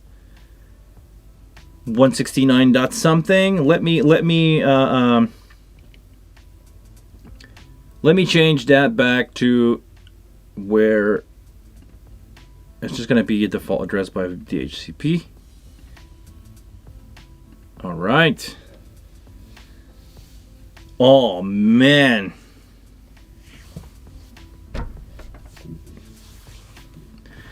I think it's working.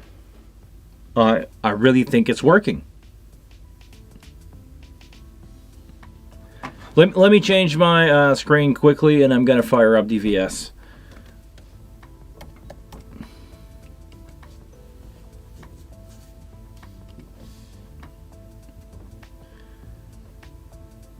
I just want to make sure that I don't leak my... Oh, there's an update. Okay, we're going to install the update for DVS. I just don't want to leak my Dante key. That would be a problem. Oh, man. Okay. While I'm doing the update, I want to know, what the hell did I did wrong here?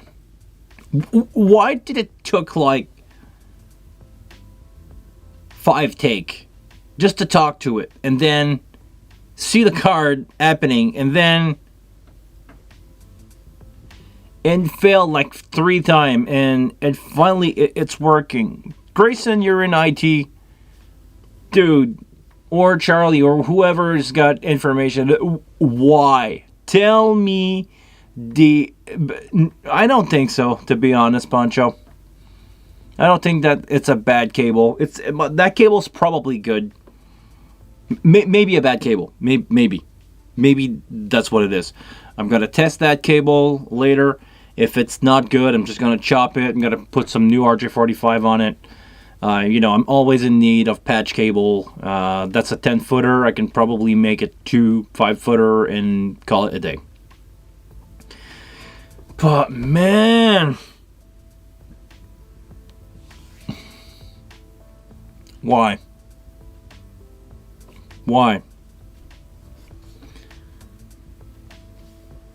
I don't understand why. Sorry, I'm doing the DVS update. Just gonna fire up DVS and we're gonna send some stuff to the wing.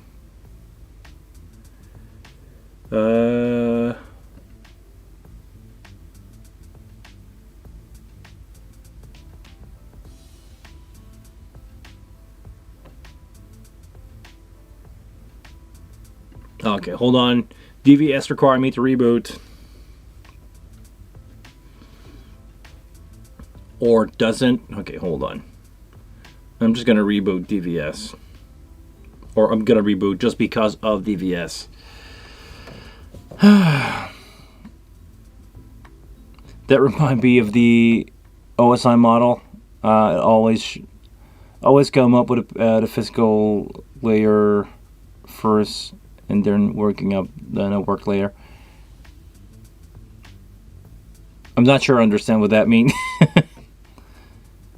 Always come down to the physical layer first, and then working up the network layer. Meaning you had to connect it, and then it would slowly coming up. Okay. Yeah, sometimes. Like the same way, it's probably the same way like you used to physical layer, network cable. Okay. Yeah, so the first time you fire it up, it's not working. Then you reset, you unplug the cable, plug the cable back in. Oh, suddenly it appear, and then you like firmware trigger it. You try to ping it, and then suddenly everything happened. Okay. Oh man, I feel good. I feel good.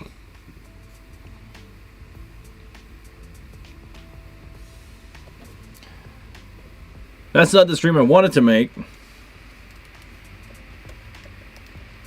But there we go. I thought it would be easy. Thought it would be really easy. Oh, okay, hold on. Why am I... Okay. My laptop didn't like that I entered my password, apparently. But man...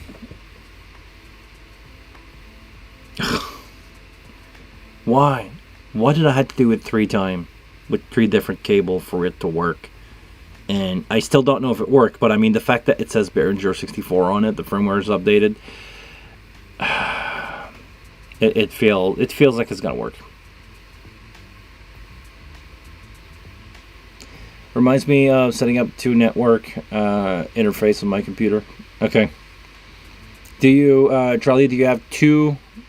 You're running 2 dongles or a dongle in the physical one? Back in the day, Mac used to be cool and used to have 2 ports. So if you wanted to have a Dante network like this, you could have 2 ports for that. Pancho, question about your new rack case for the compact with the new case. Could you leave XLR plug-in and close the back case? Oh, definitely, man. I have about a foot left in the back of those bucks. For those of you who don't know, like Grayson, who's new to the channel, I just built a monitor rig with a wing compact and a pair of DL231. That's what I'm mostly using as a monitor engineer out on the road. And that case is so big. Actually, I think my case is too big for what I really needed. I could gone with, I believe I took the 16U by 13 on top. I could have probably gone with the 12 with 13 on top, and I would be fine. Because I think I have 5U left in that case, with the wing sitting like the one that's sitting right there. It's not flat, you know. It's at an angle. So, yeah. I believe the rack is too big. What I can do now, if I want to use those spaces, probably modify the case, lowering the rack or the compact in, you know, the bottom, but my top, you know, the top cover is still there, so I'm gonna need to leave it. I think I had the 14 top. I don't know if I have the 14. I think I have the 16, because let me count. The two DL231s are 5U each, so that's going to be 10, plus the UPS, that's an extra 2, so that's already 12. But I don't know how to count it, but I still have 5U left that is open. I think I have I do have the right case that I've used in the video description. 14 top, 16 bottom. It's big. I mean, what I'm thinking right now is I'm just going to add a couple drawer in there. I have space. I have enough space to put maybe a drawer behind the UPS, because it's not deep enough. So I can probably bring all my microphone in there. And I probably want to have a 4 or 5U case that I can have at the front for, I don't know, stuff that I don't want to bring in a single case. You know, I try to use stuff that is as compact as possible, because every time that I'm going out with that rig, I have a truck to carry it. I don't have to fit that in the back of my car. It's traveling flat in a truck. I'm driving that truck most of the time, so yeah. Can I lift it up? Hardly. I cannot carry that by myself.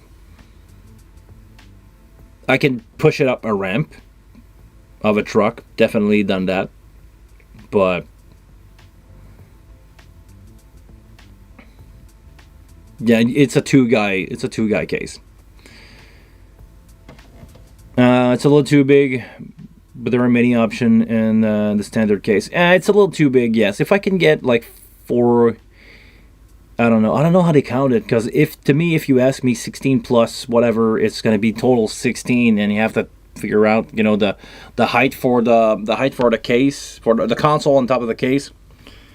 I could do it with a little smaller, but also at the same time, because I took the table option, meaning that I have, you know, the front cover of the case being 2 tables, and I can put on each side and do like 2 wings. I love it. And the table, if the table were shorter, it would be, the table will be small. Grayson, it's been a pleasure to have you around, man. Thank you for struggling with me through this. Really appreciate your time. Welcome to the channel. I know it's your first time, but be more than welcome here. I'm streaming every Monday at 1:30 East time, by the way, if you want to join in. Otherwise, my videos are there for you to watch. If you have any question, just make sure to leave a comment under any of my video, and I try to answer. I answer most comment, to be honest. 99% of the comment I answer. So if you have any question, feel free to ask me down there.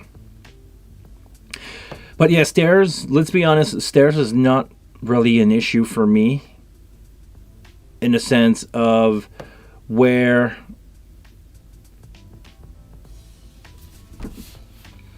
I usually go, it's either a loading dock with a truck, or during the summer on festivals we just put the ramp of the truck like to the stage, so I never really have to deal with stairs. And if I do, I require a crew. With that band, I require a crew of at least 5 people. So I'm gonna be there, plus my backline guy is gonna be there, so we're gonna be, even in bad situation, we're gonna be 7 to carry that. So I can probably lift it by myself. I don't want to do that, but I can probably lift it.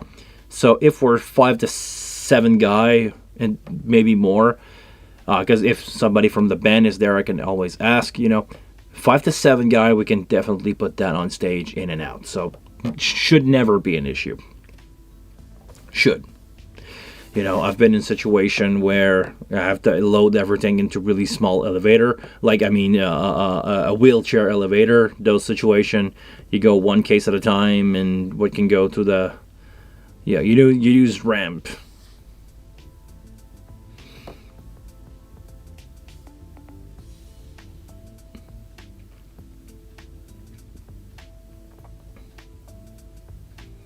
For $300, what do you get on Temu? I'm really curious to ask, because maybe I can ask the guy. I can ask for a special video sponsorship from Temu, because I'm dealing with those guys a lot, and I can ask. You have a custom one in order at the moment. 10U plus console on top. Makes sense. That's what I wish I could get.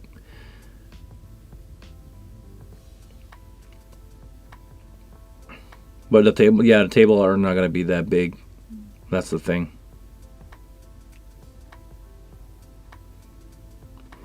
Since you have the 16U, is it becoming a little top heavy? No, because I have so much weight with the DL251 on the bottom. And funny enough, the wings seems to have the weight in the back, and the 251 are at the front. So it's kind of balanced. I don't feel like I want to tip over. When you push it, I don't feel like you want to go over from one side or the other, especially in truck ramp. If you have a case that is heavy on one side, if you push it up a ramp and the weight is on one side, the case kind of want to fall front in those ramps.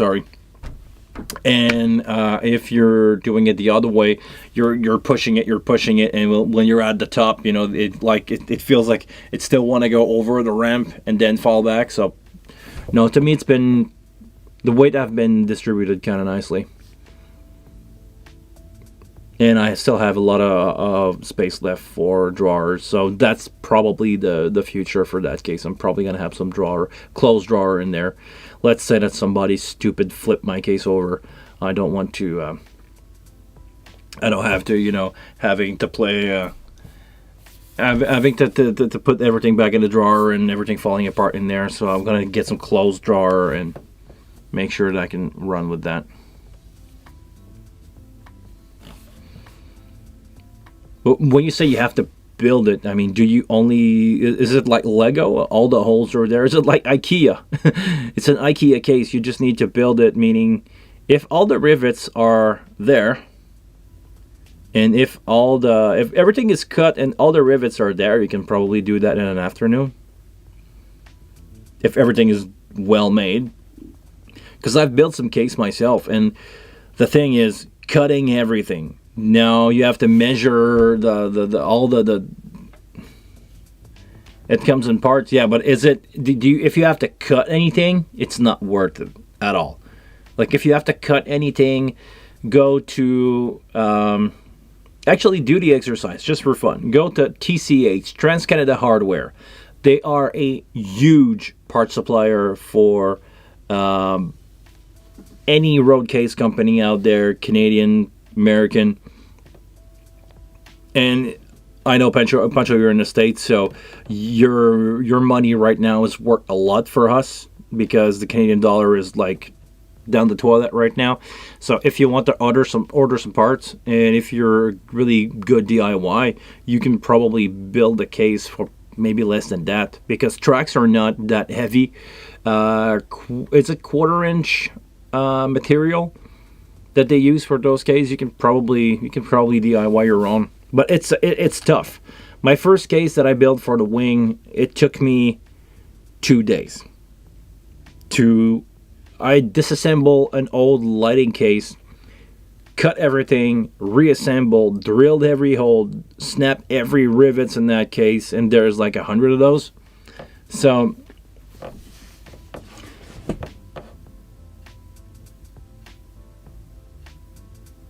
all sides and backs are complete. You just put it together. Okay. Well, send me a link. Send me an email with the link. I'll be really curious to see that.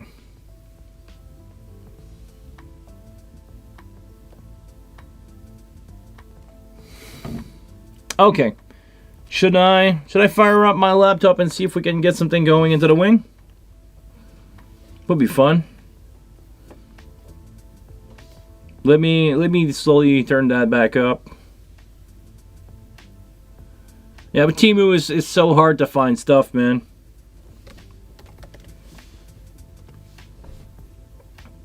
There's way too many things on Temu.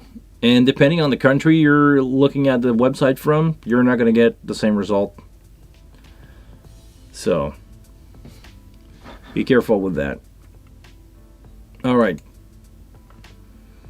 I know it's a D-Live. I know it's a D-Live from these guys. Oh, hold on. No, Chromium notification, no.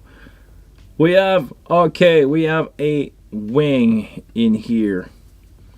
We have, let's take a look at the firmware. Do we have any firmware to update now that I've updated to our lovely wing firmware?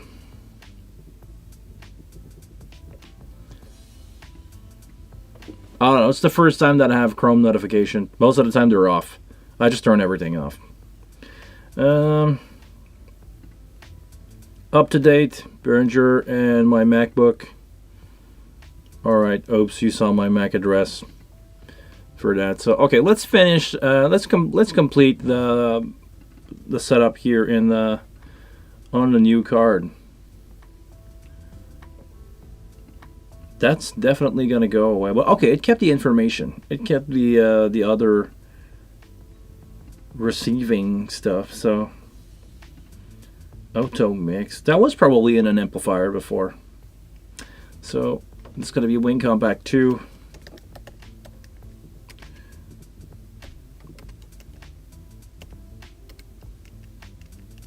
I can't underscore. Ah, damn. Wing Compact 2, which is this one right there. We're gonna apply Wing Compact 2. Thank you.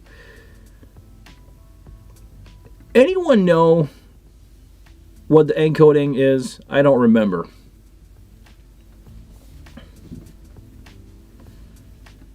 Latency. I guess I can go 0.5. That should not be a problem.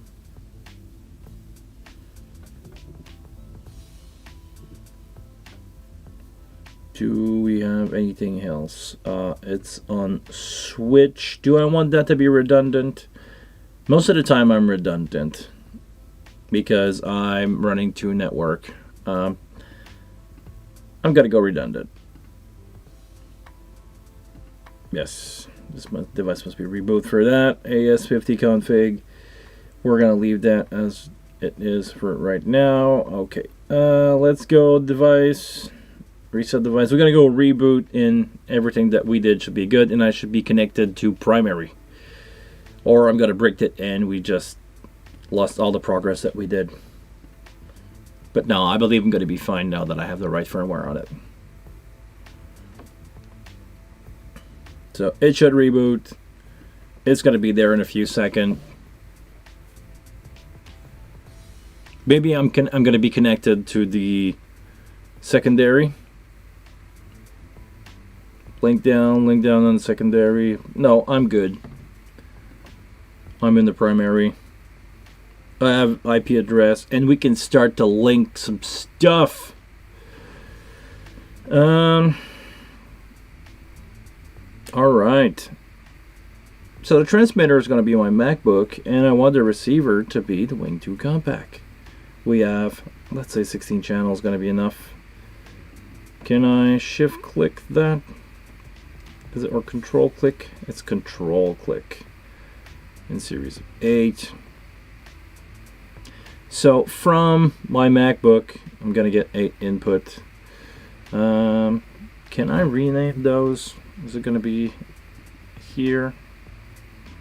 No, it's, I need to go device info, click here, receive that. I can change that to 0, 1, 0, 1, 1, 2, 3, 4. It doesn't really matter. Why can I do 0, 1? Okay. It's giving me a hard time putting a 0 in there, but cool! Now it's working. I don't want to unsubscribe this. And it's a good, speaking of subscription, it's a good time for asking me for you to subscribe to the channel so you get notification every time that I go live. That's good, that's good. We are in redundant. Yes, I like that.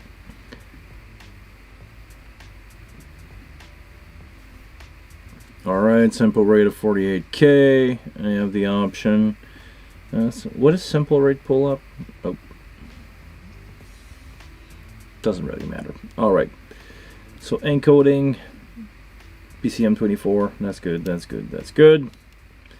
We can try. Hold on. Let me blank that screen here for a second. Let me see if I have a multi-track of a band in Logic that I can just quickly draw out.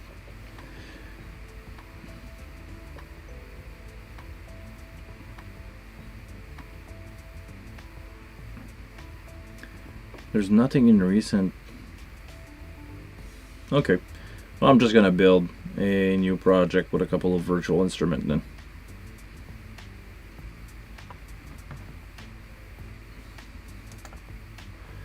So basically in Logic, every time that I actually create new music, I just go with stuff. I just create random stuff like this. I've got to download the sound pack. Okay, continue. Yes. Oh, hold on. Let's go. I'm just going to use a drummer that is in there. Like, do I have any drum kit or anything? No, I got nothing. Oh, damn it. Okay. So I hope it's going to download quickly. I'm going to add another instrument. I'm going to add a bass player. Brute. Alright. Download sound pack. Okay. I had nothing. I'm going to go drum, bass, and keyboard. Just one of each. There we go. Download that sound pack. Continue. Alright. I'm going to loop that quickly. And I'm going to send out stereos of those. So I don't want... Actually, I want my drum to be on stereo. It's going to be 1 and 2. I want my bass to be on output. Oh, am I only in 2-channel mode? Did I not select the right audio interface? I did not. Dante Virtual Sound Card. Dante Virtual Sound Card. Apply. Alright. Output 3 and 4. Output 5 and 6. And I can just loop that. I'm going to put my laptop to the side. I'm going to plug back in the camera so you guys can see what's going on here.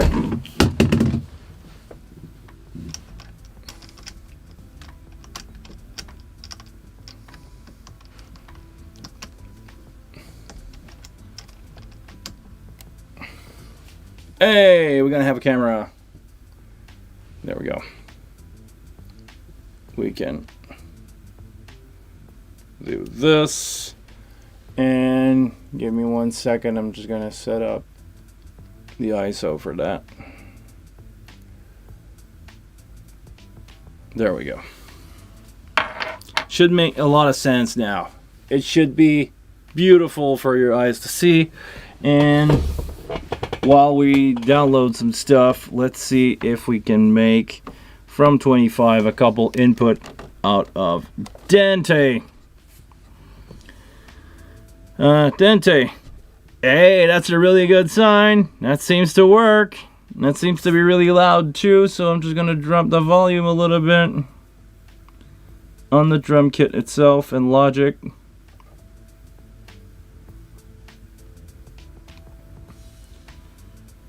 I'm just gonna drop that in that channel EQ.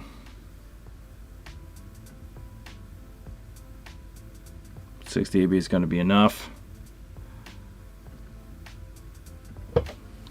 So I have a stereo coming in. I should have a bass coming in here, and I should have a keyboard coming in here. They're not ready yet because they're not downloaded yet.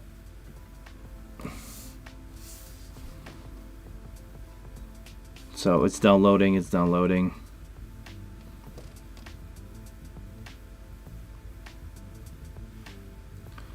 But we can see that we got some stuff going. Definitely not a problem here.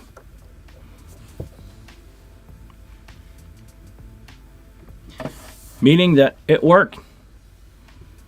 Dante communication seems to work.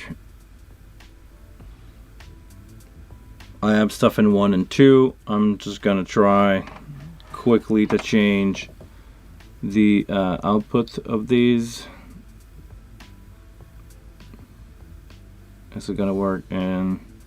Actually, is it gonna work in 7 and 8? Yes, it does.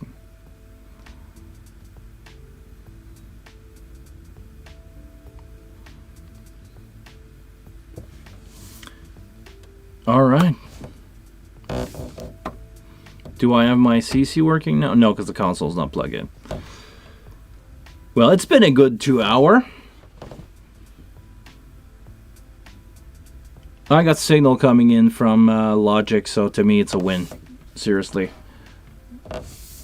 I got my laptop here connected. It's giving me signal over Dante. It's, yeah. It's been a bumpy ride. It's been a really bumpy ride. And actually, I don't know, I didn't talk about it, but it's been live stream 200. 200 live stream later.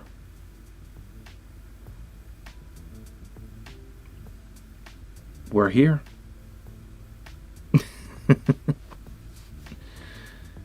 We made that happen. We actually succeed. We fight a Dante card and we succeed in making it something usable. I'm really happy for that. Seriously.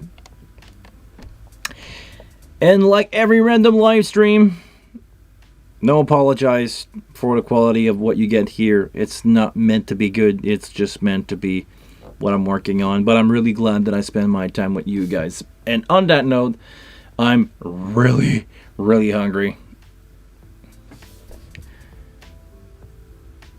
Boston 2? What's that? I don't get it, Pancho. You'll have to tell me that another time, because now it's time for me to get something to eat. I'm really hungry. I need to grab myself, or actually, you think I'm going to treat myself. I'm going to go out to a restaurant right now. So,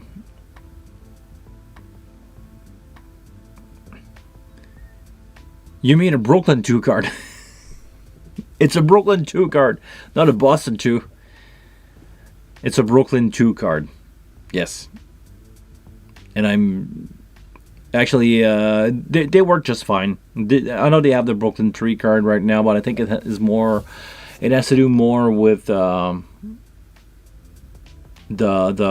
chip availability, and they did a chip upgrade, so they made a generational upgrade there because they don't use the same chip as they used to on the Brooklyn 2 card.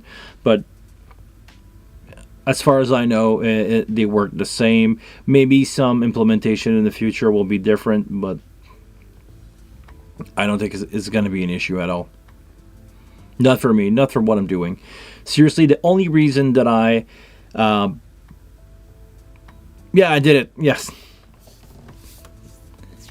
Randy, you missed a part of the stream, I think. But seriously, no, I'm not going to be there on Monday, because on Monday I'm flying to Winnipeg with a band, and I'm gonna try to vlog it, but I think the guys don't like that when I vlog. They like to have their privacy. They're kind of a big deal-ish band here, so they're not like they don't give a damn about the sound guy that's doing YouTube. They just want to have their privacy. But maybe I can try to film some stuff and get some cool stuff going. Maybe not. We'll see.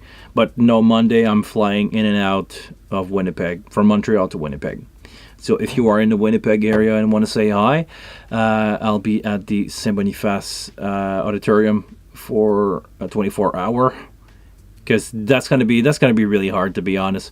We're flying from Montreal at 8 in the morning on Monday. We land, there's a 1 hour difference. We land at 10 o'clock. We have a sound check at 1. We go to the hotel, we check in, we take a ride back to the venue. Sound check at 1, all provided gear. I do not have anything. So I'm going to show up, I'm going to check out in-ear monitor. I'm going to check out, I have an M32 there. So I have a file already. It's going to save me a lot of time. I have a file already. I'm going to show up, load in my file, load in the band. We're going to set up the backline together, I guess, because I was supposed to be there with the backline guys and a TM, and last minute they canceled. So I'm by myself with the band. I'm not gonna TM. They're gonna do their own thing. But I'm going to do a lot of sound, because I'm doing front of house and monitor for 6 people. I'm actually 6 monitor mix, 6 in-ear mix plus a pair of monitor on the floor. So get that right. It's not that tight of a schedule, but I'm not going to sleep much, because sound check is going to happen around 1 or 2 o'clock. I think we're going to be done by 5, because there's a lot of stuff that can happen. Nobody, like even the guitar player doesn't bring any guitar. He's going to use a Strat that is there. So maybe he's going to need to change the string before we go. So we got 4 hours to set up, load in, set up, see what's going to happen. I don't have any of my mic. I cannot, rely on the fact that I just load my file and it works. We're going to check everything. I'm going to do our best. I'm going to do a show with these guys. We should be... Show starting at 8. Should be done by 10.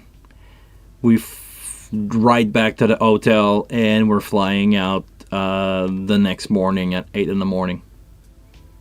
So I won't really have time to visit. I've been there once, but I won't really have time to visit. I won't really have time to do anything other than maybe between sound check and show. It's going to be an M32 over there. I have an M32, and I need to remember, I don't remember if I have a stage box or I have an X32 that I'm going to control the gain of remotely. That's how it's going to be. That's what I have to deal with. I was supposed to have somebody that I can give him my file and like doing his thing on the monitor, but again, I'm flying with just me and the band, so I'll do my best. But probably won't have much sleep, because Sunday I'm streaming live on oh, hold on, I lost the chat. On Sunday I'm streaming live on Twitch with a client. I'm doing Twitch streaming gig every Sunday. Should be done by 10, and after that I'm going straight to bed, and I'll wake up probably at 5 to get by the airport at 7:30ish, 6:30ish. I'm sorry, 6:30ish to grab the flight, pass security, grab the flight, and at 7:50 Monday morning, we're in the air. So yeah, that's gonna be a rocky adventure for sure. So on that note, I need to go grab something to eat because it's been a while since I did that. So please, not Monday, but next Monday and a few Monday from there, I will see you guys. It's been a pleasure working out those quirks together. I honestly thought it would be easier, but that's reality. This is what I'm doing. I'm doing stuff that is unpolished, that is true. That's my channel. Until the next one, I want you guys to please take care of yourself, and I see you all later.